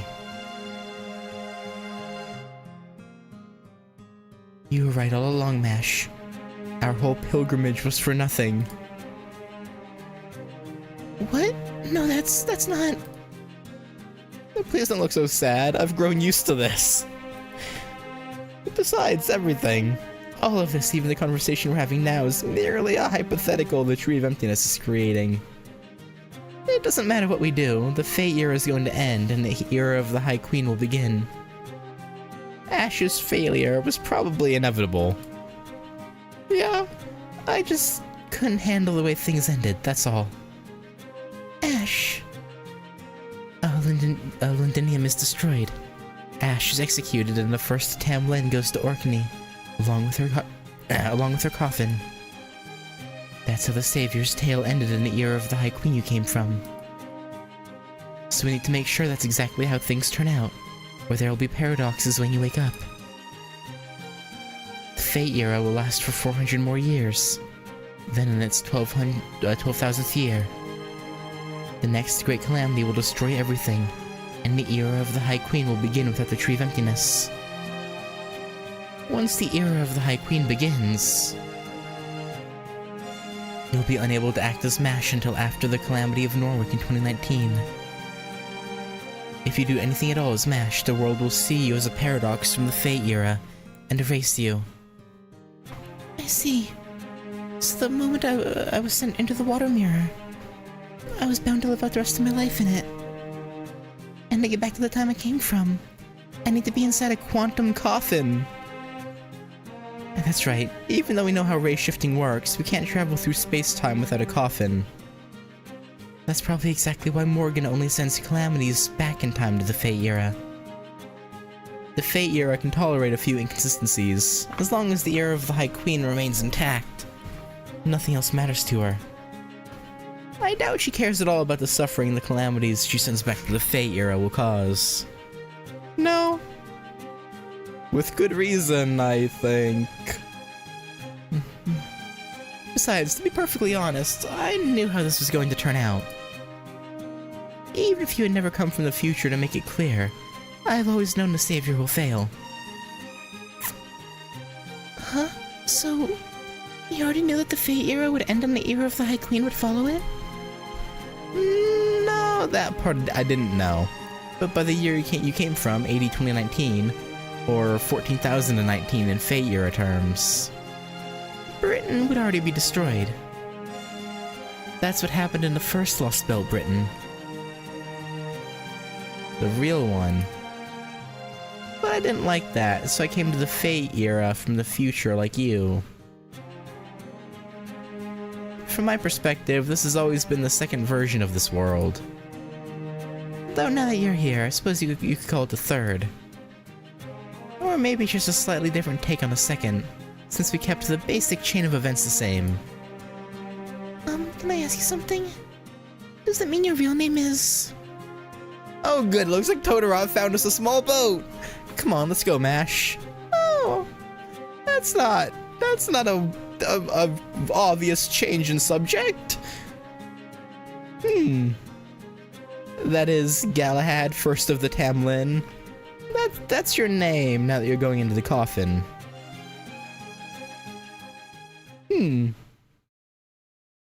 Alright. Have you said your goodbyes to Totoro? I see, so she made a promise to you. I think I'd better explain something to you, Galahad. When the Fate era transitions into the era of the High Queen, all the information that was added in this new second version of the world will be erased. The era of the High Queen will be a continuation of the events from the original second version. The first and new second versions will never have existed. The only thing that will carry over is you, sleeping in this coffin. In 400 years, when the era of the High Queen has begun, I don't think even I will remember you. More precisely, I'll become the second version of myself once again. So if a fairy were to try and bring memories from this new second version into the era of the High Queen... then the world would perceive that fairy as a foreign element, a being who was never part of the second version's Fae era. You mean, it'll be as though she never existed in this history? I'll do my best to prevent that from happening. As long as no one perceives the contradiction in history, she should still be able to exist. It's no trouble. I already intended to have you forget everything I'm about to tell you for as long as you remain in Britain anyway. Okay? Listen to me closely, Galahad. What I'm about to tell you now is for after you wake up from your slumber.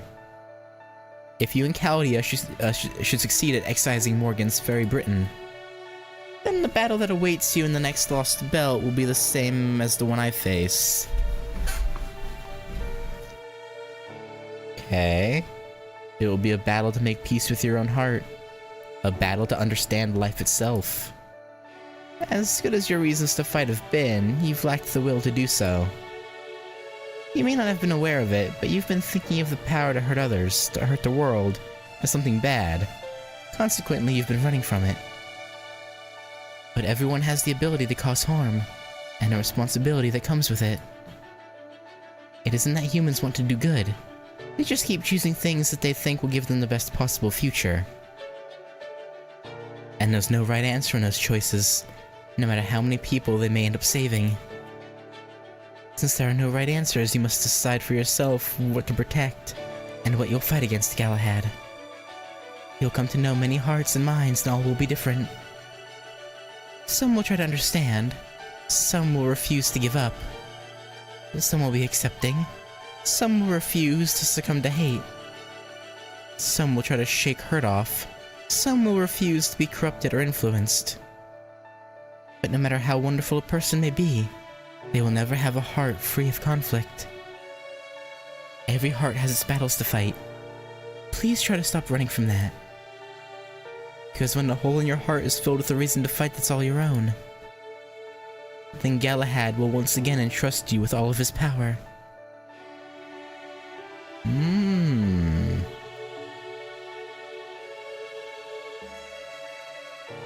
Okay. No heart is free of conflict, no matter what sort of person you are. That's right. You'll probably have forgotten this by the time you wake. But when the time comes, I'll make sure you remember.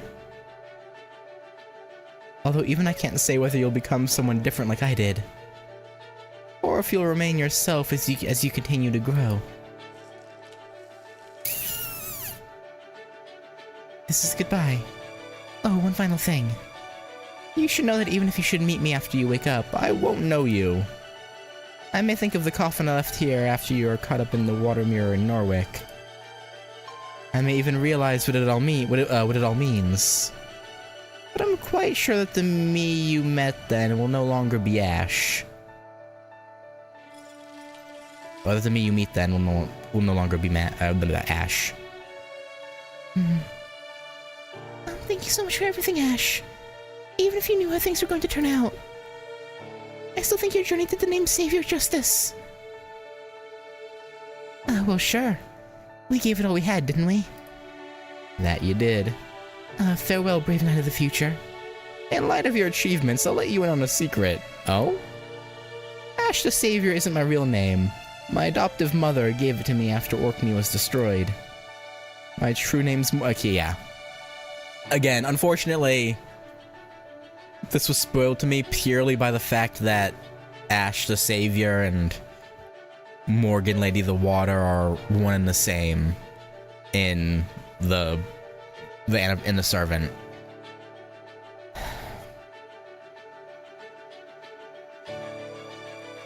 Sadly. So I kind of saw this coming already. My true name is Morgan. I'm Avalon the Fae, the Fairy of Paradise who washed up here from the planet's inner sea to save Britain. I'm also King Arthur's archenemy, the witch who destroyed all of Britain and proper human history. That is the name of the Lost Belt's king who awaits you in the distant future.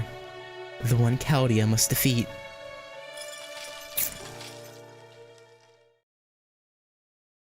Man, why do I have to go polling for Ash last year?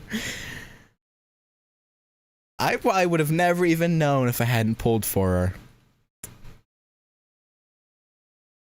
Shaking my head.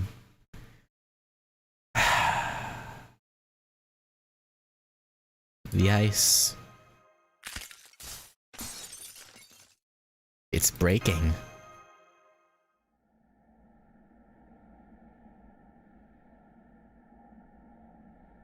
Come on out, Mashy Poo.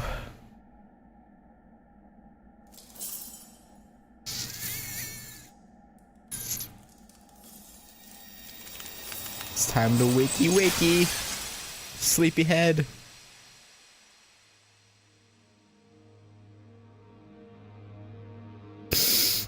Eggplant! Oh, she's crying. Oh.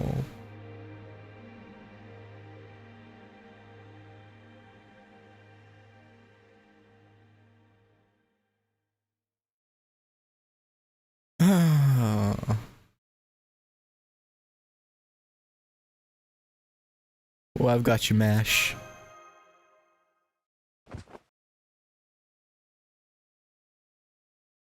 Is this Orkney? I think I was just told something very important. You awake now? Senpai?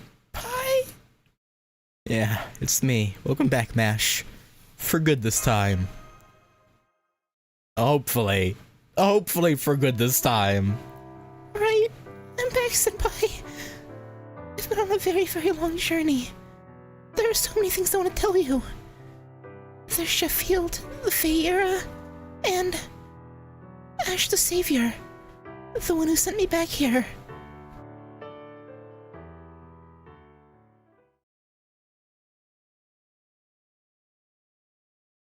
Oh?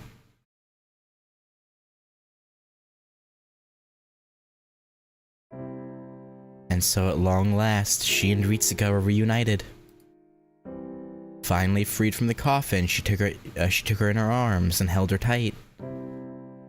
They embraced warmly but quietly, each treasuring the other's presence.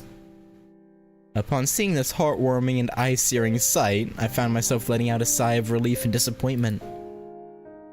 The mage from the world of humans. A young woman upon whom others placed a crushing burden, regardless of how she felt about it. Sure, she isn't perfect. She lied, obfuscated, and made plenty of mistakes. But it was also abundantly clear that she was doing her best to hide her dissatisfaction, no matter how much she tried to cover it up. That's why I couldn't help but come with her all this way. And now I can see she has a true friend, one she really cares about. That's great. Habitrot!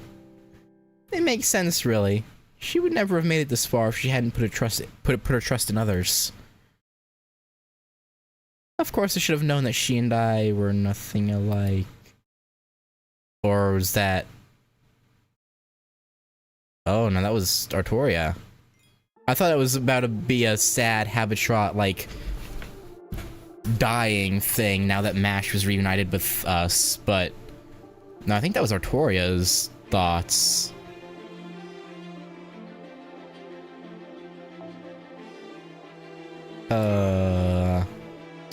It's a little bit scary.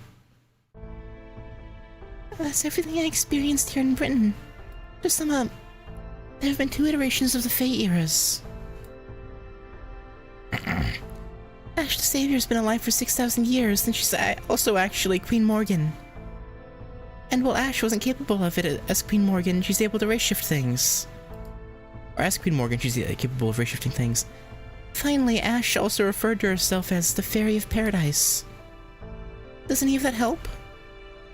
Definitely. If nothing else, I now have a pretty good idea as to how the era of the High Queen, that is, the current era of Fairy Britain, came about. Yeah, she got fucked over a bunch of times and was like, yo, fuck this shit. I'm just gonna be queen. And tax people for their energy.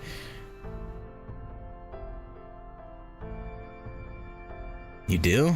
I didn't get it at all. My only thought after hearing all that was, I guess Japan ain't the only island nation whose people had nothing better to do than fight each other. Believe me, that's got nothing to do with being islands. It's pretty much the same in Europe.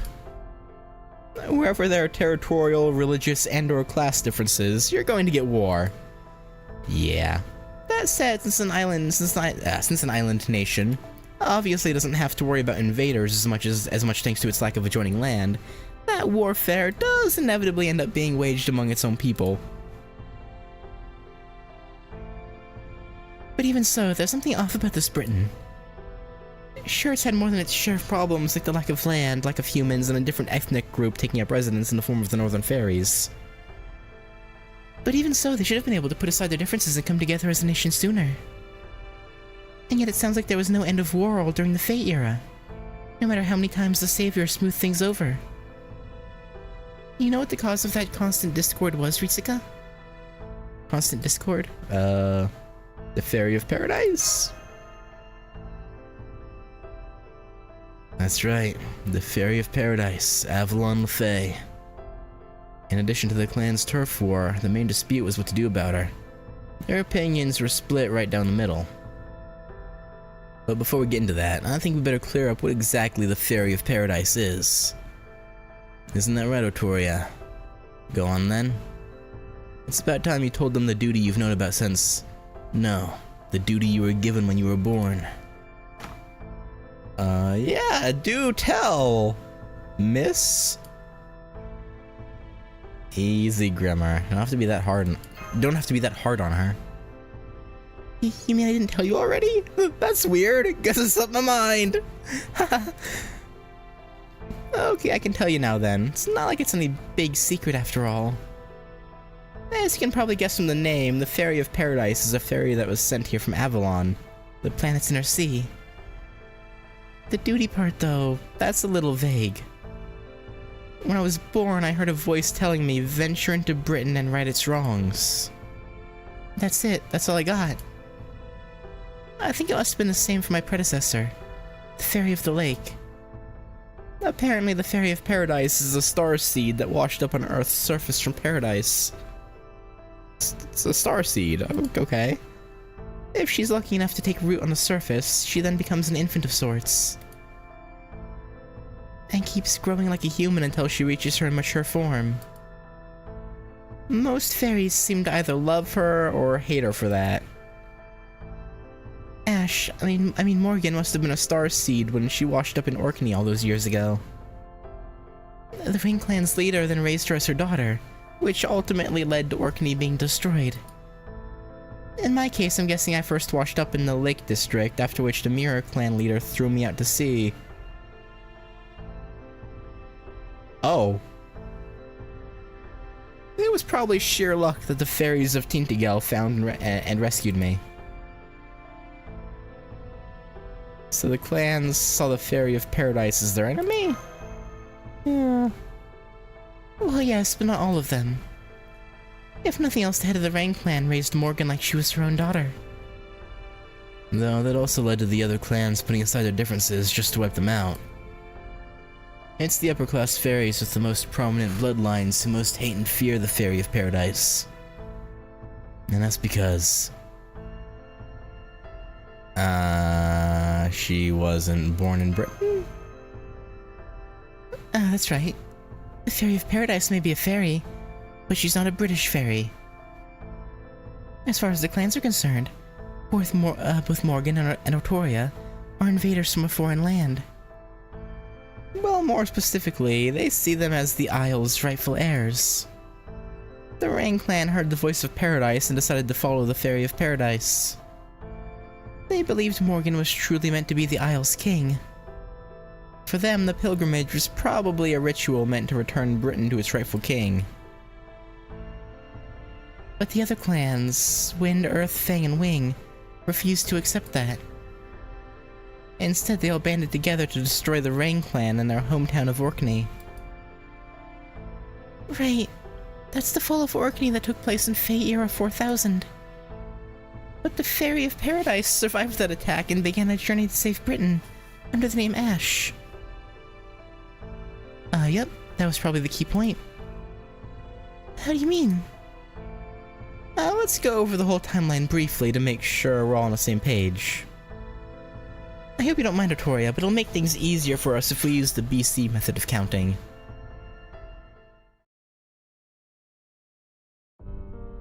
12,000 BC, the British lost the belt, a world comprised solely of fairies, comes into existence.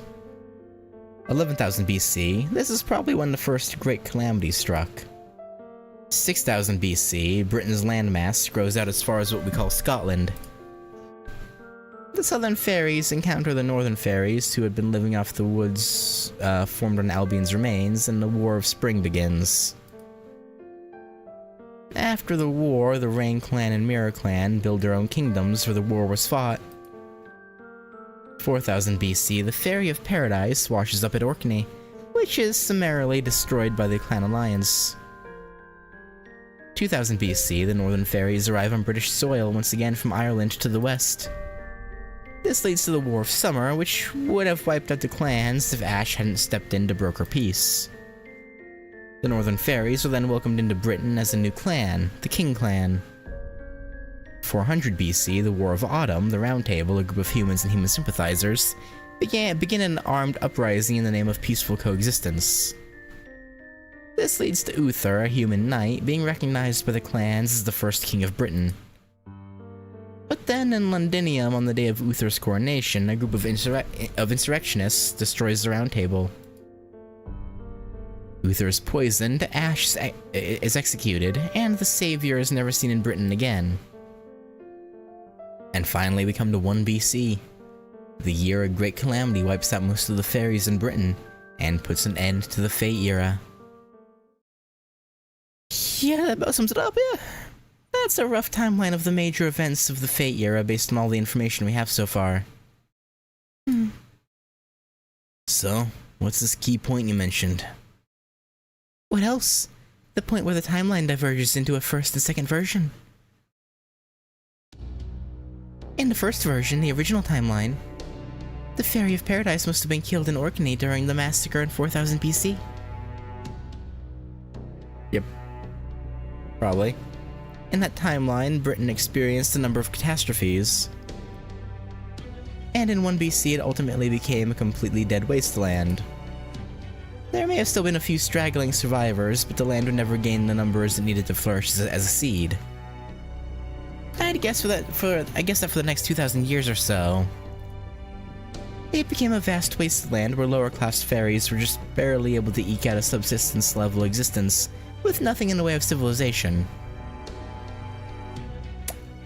Oh. But if the Fairy of Paradise survives the attack in 4000 BC, then we get Fairy Britain we know now, huh? Yeah. Gotcha, so she really is protecting Britain. At least technically. That's right, over 90% of the fairy population was wiped out by the Great Calamity of 1 BC. That's when the debt they incurred at Londinium finally caught up to them. It all happened on an unprecedented scale. There was the Calamity of the Beast, which devoured the fairies' cities, and the Calamity of the Flame, which razed everything to the ground. According to the first Grimmer's notes, those are the two calamities that ended the British lost the belt. However, we still don't know how she did it, but it was after that all went down that Morgan began a new era. She must have used a spell powerful enough to wither the whole damn tree of emptiness. That was when she stopped the British lost belt from ending there and revived it as Fairy Britain. Yep, when she did, the fairies who'd nearly been driven to extinction came back as their next generation successors. And just a few months later, things were back to normal with the clans at each other's throats again. That was when an invader appeared, one that had all the fairies quaking in their boots. She came from Orkney, Britain's long-forgotten north, and storms came with her. Once again, the fairies banded together to try and kill her, but she was far stronger than all of them combined. And so the invader dominated all of Britain's fairies herself, and built the castle of Camelot beside the pit as a sign of her dominance. Morgan can dominate me. What? That invader was Morgan, and the war her invasion began was the War of Winter. It's the event that ushered in the first year of the Era of the High Queen, or 1 AD in proper human history.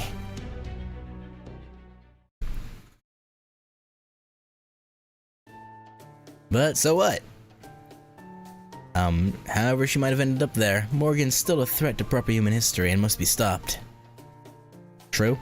So as another fairy of paradise like her, you're the only one who can defeat her and return Britain to the way it should be. Right, I guess so. Oh, what do you think, Mash? Do you want to fight Morgan? I did think of Ash. I mean, Queen Morgan as a friend. But I'm still willing to fight her. I promised Bogart, Rob, Wag, Winky, and so many others that I would save the fairies of Britain. I'll try talking to her first, of course. But if she won't listen and fighting is our only option, then I won't hold back. I may be Ash the Savior's friend, but I'm not one of Queen Morgan's knights. Right, of course. Man, she's so responsible. Now you done talking now? Then hurry up and ring the bell so we can get back to Britain already. I don't know about you guys, but I've had enough of this cold. Plus, the others are probably worried about us. Oh, that's right. Habitrot's here too, Mash. Oh? No, Mash, oh no! I'm sorry, I didn't catch your name. Habitrot, was it?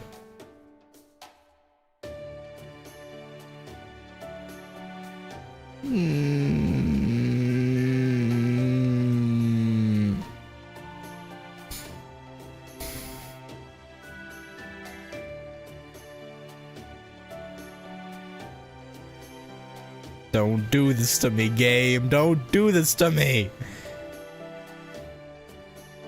You must be one of the fairies who's been helping Senpai out on her journey here. It's a pleasure to meet you. Thanks, but you really don't have to be so formal. I'm just kind of along for the ride.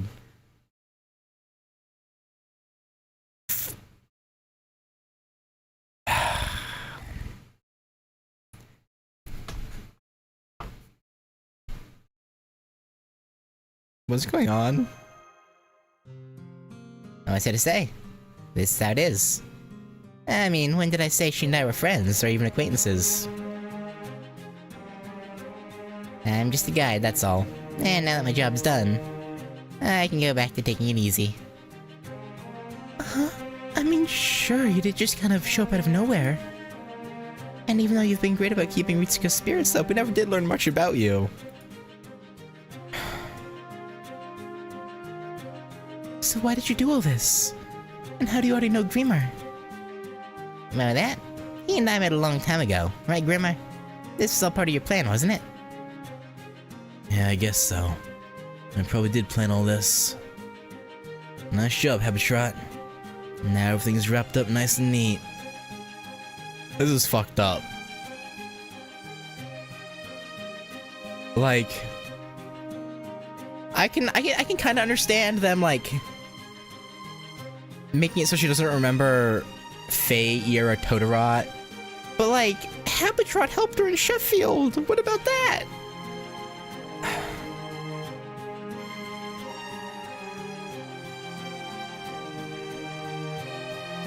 And everything's wrapped up nice and neat. See? I might just be a weak lower class fairy, but I'm worried about Fairy Britain too. Now go on and ring the bell, Child of Prophecy.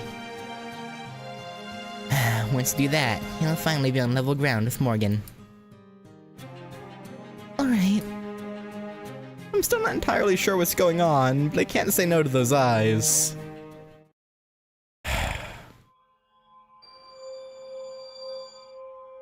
Song of Paradise, voice of the inner sea. You who are born to be selected, to decide the fate of this land, to see justice done. The bells of the bones of Inception shall show you the way. Forgive us these sins.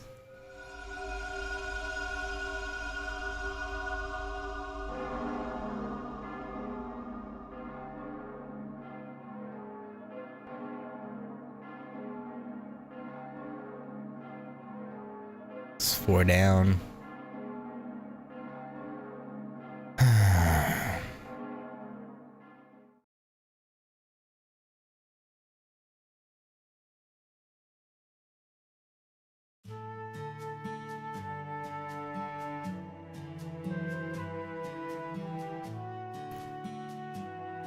Man, going back was way easier than getting there. And Then I take it we're headed to Edinburgh next? Edinburgh next? Like we discussed in Orkney? yeah, we gotta go talk to Naknoria. Last time, she wouldn't even give us the time of day. But now Artoria's the leader of the Round Table Army and she's rung 4 of the Bells of Pilgrimage. Between that and the fact that she and Naknaria are old friends, she should be more than willing to negotiate with us. We'll see about that. Right, Artoria? Huh? Wait, are we at the Ashen Shore? Everything okay? Should we not be here? Oh, I see, we already made it back. I guess it's zoned out. So did the bell ring like it's supposed to? Am I any different now? Don't worry, the bell rang nice and loud and your spirit origin is definitely stronger.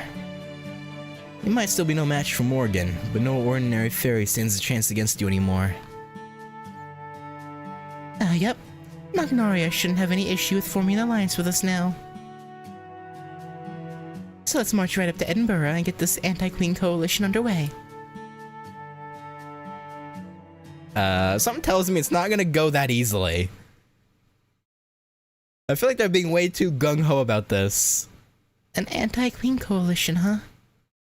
True, if Naknaria were willing to join us, we'd have enough of an army to give us a fighting chance. But Queen Morgan's been protecting Britain all on her own for 2,000 years, right? I honestly don't know if I can even look someone so amazing in the eye. I really hope I can do this. You'll be fine, probably. Although the fact that we're even getting this scene makes me think something's gonna go terribly wrong. But don't worry about that. I'm sure everything will go just as it's supposed to, right? Right? Oh? Damn. Okay. Was not expecting that. Okay, it goes from remove debuffs and restore HP to remove debuffs, restore HP, increase attack, and apply sacrifice to the world tree. So that applies guts and significantly increases NP gauge when guts is... Oh, it's what he used against... Okay. Gotcha.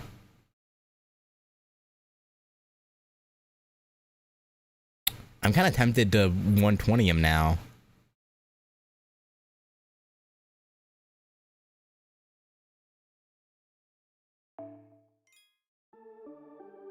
Just a little bit. Chocolate Empire, Edinburgh. Alright, but... That's where we'll stop.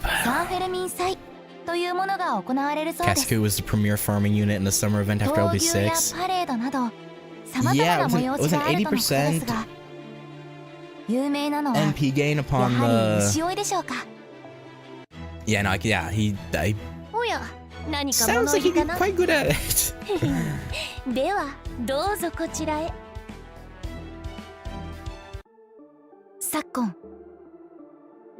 Alright. Oh, why'd I go to enhance? No, summon. Alright, one last hurrah. Come on, CL. Come on.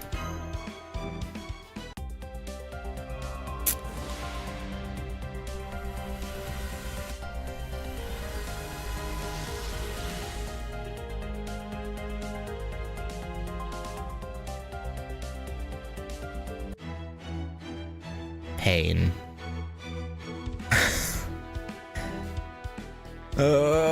Pain. Pain, pain, pain, pain, pain, pain, pain, pain. Well,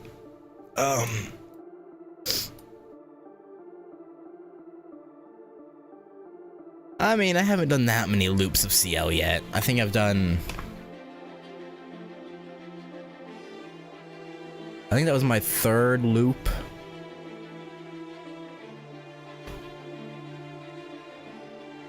I think.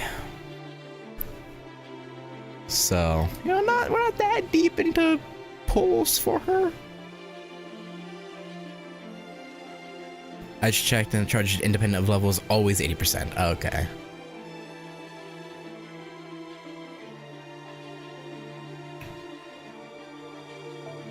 Let me check summon history. I'm pretty sure it was the 3rd loop. 258 more till guaranteed summon.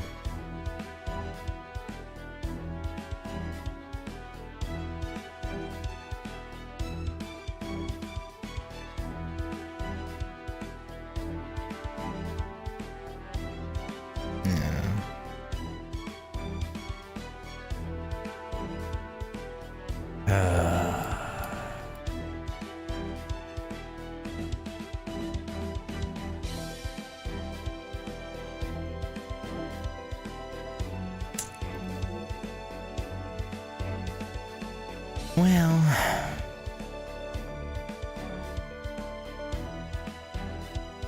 that's fine. It's all fine, I guess. Got the summon tickets in a few days. In 12 days, got my 50-day bonus. I'm working on Ibuki, Castoria Berserker, and Bazit, Bond Up. Surely amongst all that, I'll get her, right? Surely. I must do. There's no way I don't, right? I'm positive. Absolutely 100% positive. Tomorrow, BB Dubai tomorrow night. But I'm gonna get CL first. Then I'll start working on BB. But I wanna get CL first.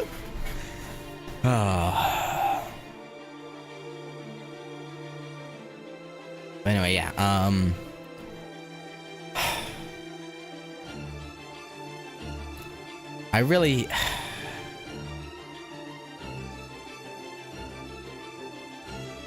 I'm like almost positive I would have made it to LB6 without being spoiled for the Ash the Savior and Morgan twist if I hadn't pulled for Ash the Savior. I'm almost positive if I hadn't pulled her myself, I would have been unspoiled for that going into this. Which makes me kind of sad. Like, my own insistence on getting her last year screwed me.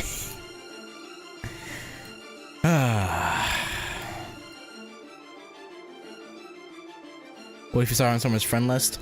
When they, I'm pretty sure when they appear in the supports, she's either labeled as Ash the Savior or Morgan Lady of the Water.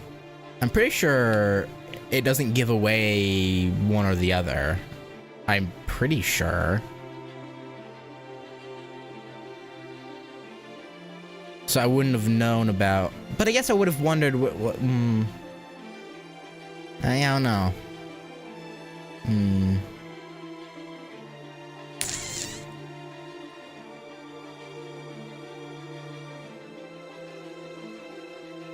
Yeah, because I would have wondered, like, where is this Caster Morgan coming from? Like, I have not seen a banner like that, and I guess I would have been like, yeah, I guess it's possible, yeah. Man, I don't know, maybe I would have, yeah. I don't know. Hard to say, no. But I mean, it is what it is. And hey, we got two sections done in less than 4 hours, surprisingly. And a fragment. So that, yeah, got some good progress done today.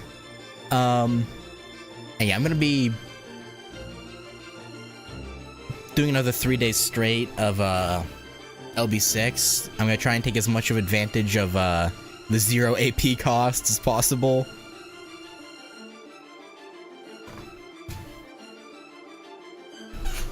So yeah, the next 3 days will be all LB6.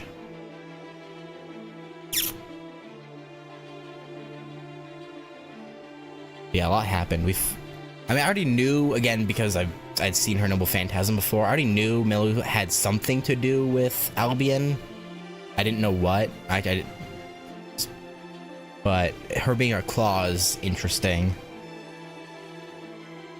Just given life of its own.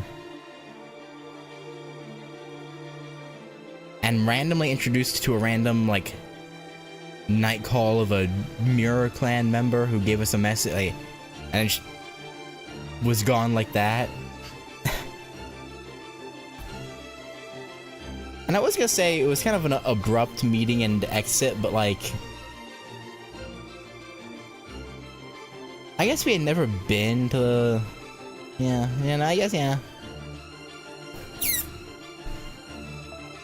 Doesn't really offend story-wise that we had never been in this area before, so we would have had no way of knowing that. Yeah, so yeah.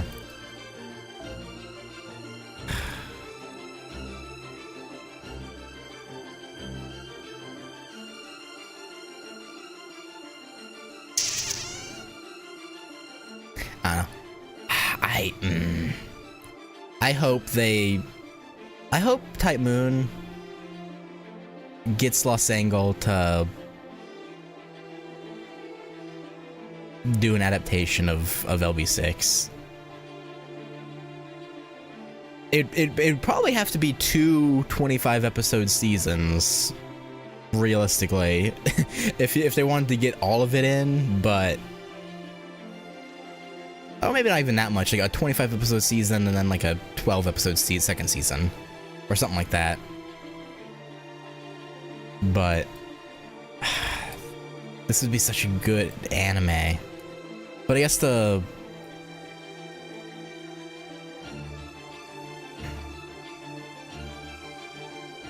aren't anything beyond 24 episodes. I mean, you never know. LB6 is popular enough. I could see them getting the green light to make it as 2 seasons. Maybe. Maybe.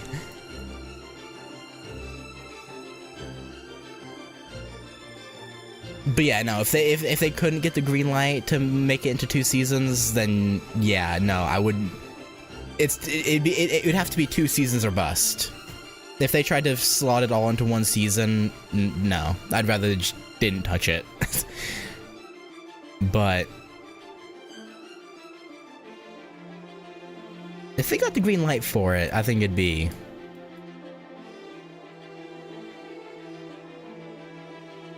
it'd be good, but...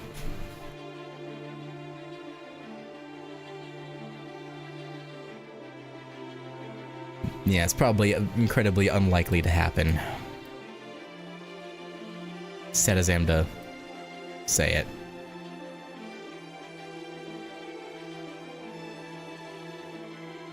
But, I don't know. But yeah, I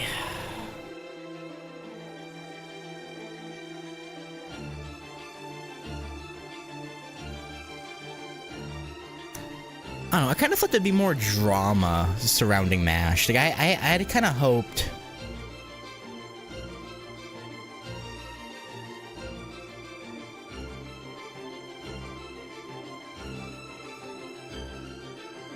we'd see more of, like, the events that Ash the Savior went through with MASH being there in fragments. But there wasn't. It was just, oh, MASH lived through the events that we know happened, and that's it. Which is... oh, damn. Okay, everything's filled out now, it looks like. We'll see if nothing there, not see a tiny island floats. First Calamity, War of Spring... Morgan Fairy's Paradise, which is short Orkney, the Rain Clan, which Morgan Inn is destroyed along with Orkney. Da da da da.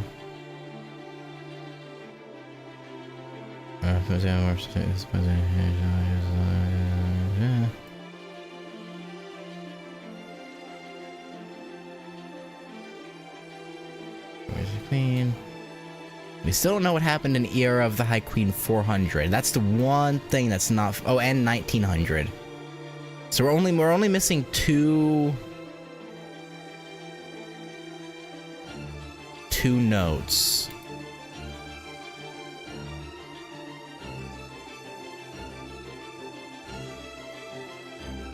Which 1900 would have been when Melu... Yeah, shouldn't we have that one actually? Unless it's something other than Melu being... Because didn't she say it was 100 years ago when she was made a Tamlin?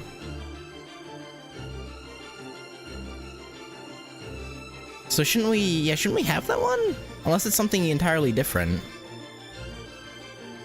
Not related to her, but I can't imagine it would be.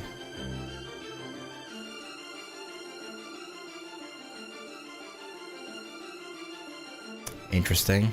And then I have no idea what this one could be.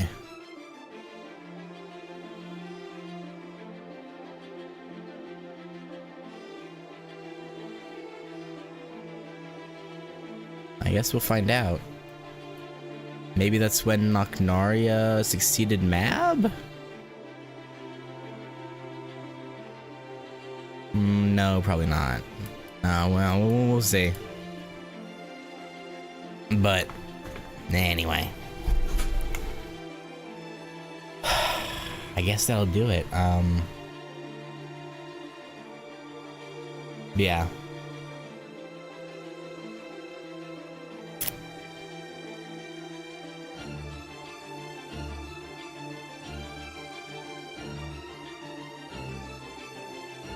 Yeah, I don't have much to say. Kind of talked about everything as we went, I feel like. Plus, there was some stuff that not even needed to really talk about. The coup twist, the fact that even back in Fuyuki, it was Odin like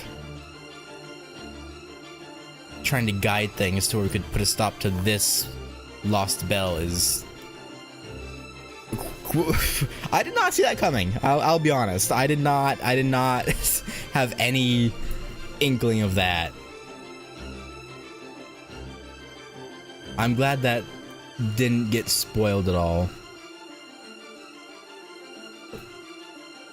Even if I had gotten him to Bond 10 and seen the Yggdrasil tree, I probably would have been like, that's weird, but there's probably a reason for that, and probably not thought about it any further. So...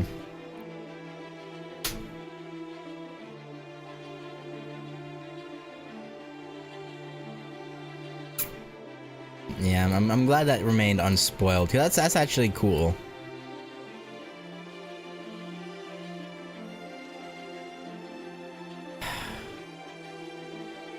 I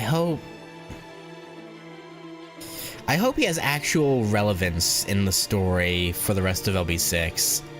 But for some reason I have this weird feeling that he's not gonna have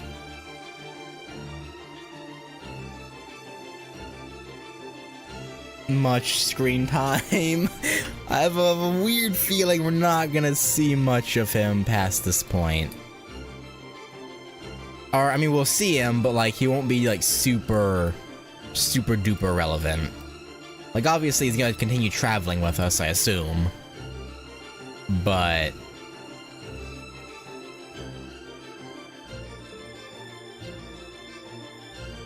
I don't know, maybe I'm wrong, but seeing as so this is kind of the Castoria show, for good reason, of course, I feel like we're not gonna get much of him. But yeah, with that buff, I'm actually tempted to I'm tempted to grail him. Maybe not to 120. Because, like, the problem is, I can only get more copies of him through the story summon, right? Because I'm pretty sure he's stuck at NP1 currently. And I have to do story summons to get more copies.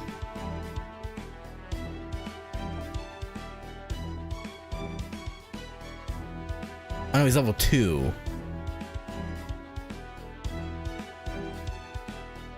Right, maybe I pulled on a banner where he happened to be on raid up at one point. That a random banner swim, yeah.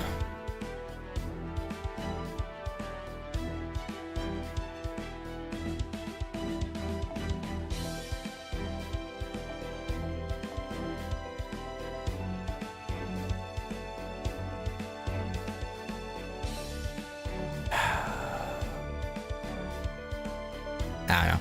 I probably won't use Grails on him currently, but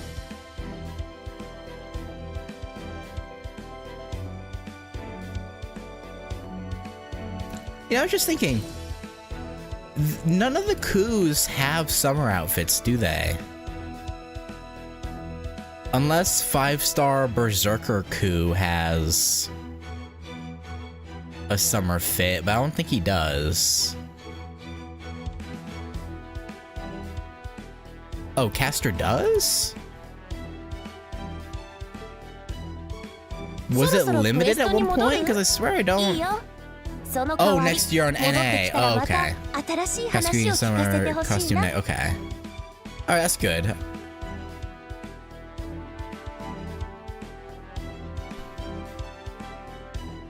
Damn.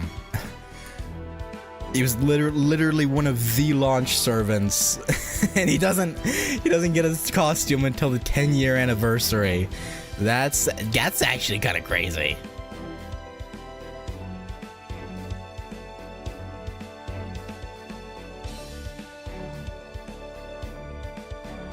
Bro got blue-balled for a decade.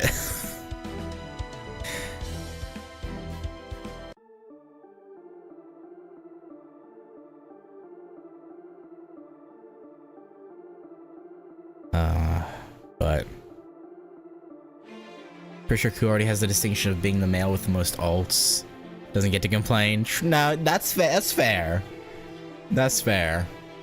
Honestly, because yeah, his the 2 Lancers, the Berserker, his young Satanta, Saber Self, and Caster. So, that's honestly fair. That's more.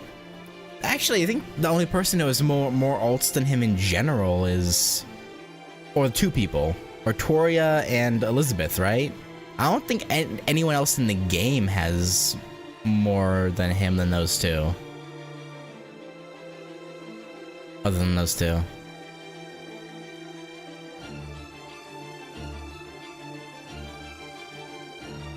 Is there anyone else who has 5 or more?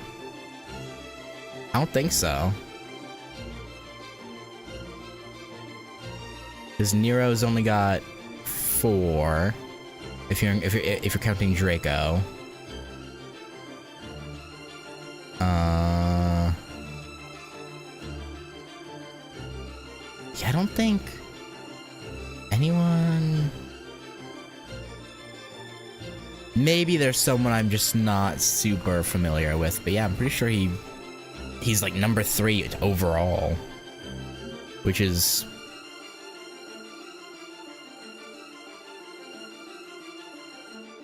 strange almost, I guess. But I guess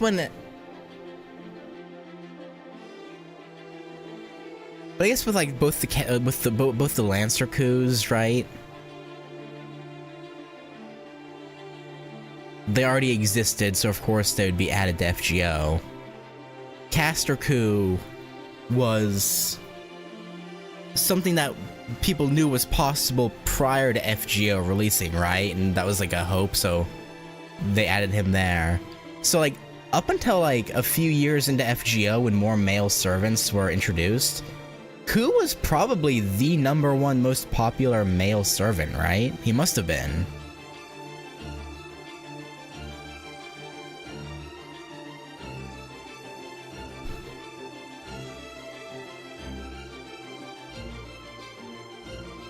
Like again, as an FGO win, I know Doman is super popular. In JP specifically. Oberon's popular, even though I don't really get it, but I don't really get either of them being popular, but I don't know, whatever.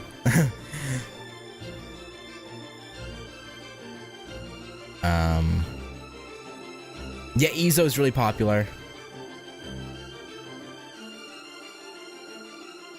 I saw somewhere recently that 2015's most used unit was Emiya.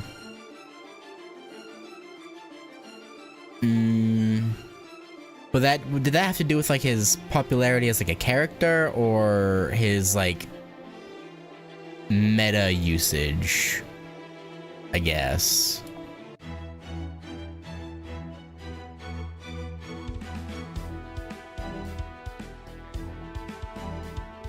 Yeah, sure. Gameplay usage.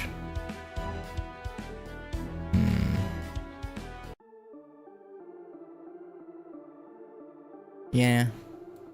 I mean, yeah, of course Emiya would be up there. He's like the pseudo antagonist of one of the original roots of Fate Stay Night, so isn't he almost 120'd? I have no idea. But yeah, I have seen people say that he was popular. Next were Merlin, Scotty, and Castoria.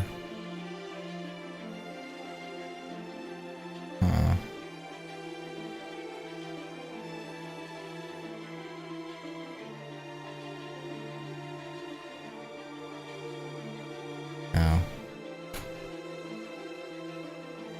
It's unfortunate that no male servants will probably ever get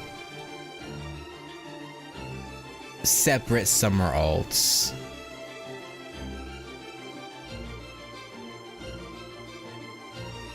But they get outfits, but no alts. Testicle Poke is pretty popular in JP.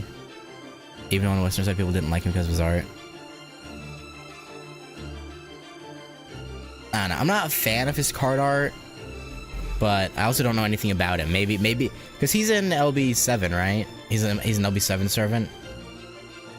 So maybe I'll when I see what his personality is like, I'll like, because I mean I can't imagine he's like his Jaguar warrior self, because that's only like one aspect of him stuffed into a human body that became a mishmash.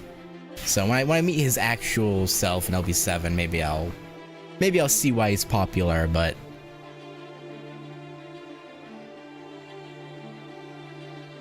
because the card art really isn't that important to me, really.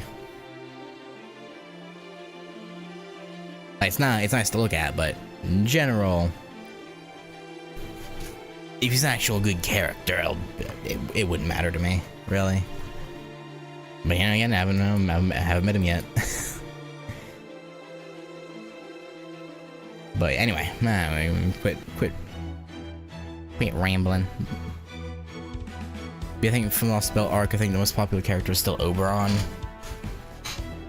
Which again, I don't really get it. I don't super dislike Oberon here in LB6, but I can't say I'm really a huge fan. I don't know, Oberon doesn't make much sense to me. Merlin makes sense. Oberon, not so much. I don't know. I don't know if I'm the weird one for feeling that way, but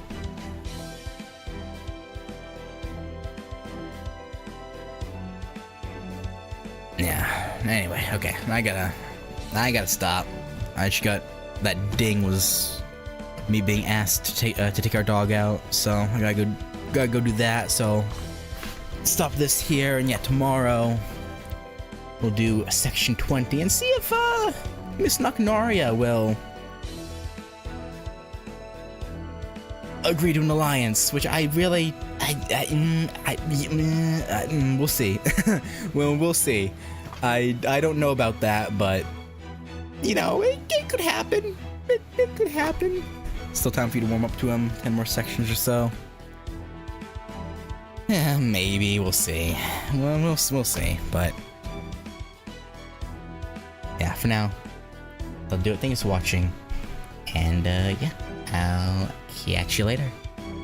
Peace.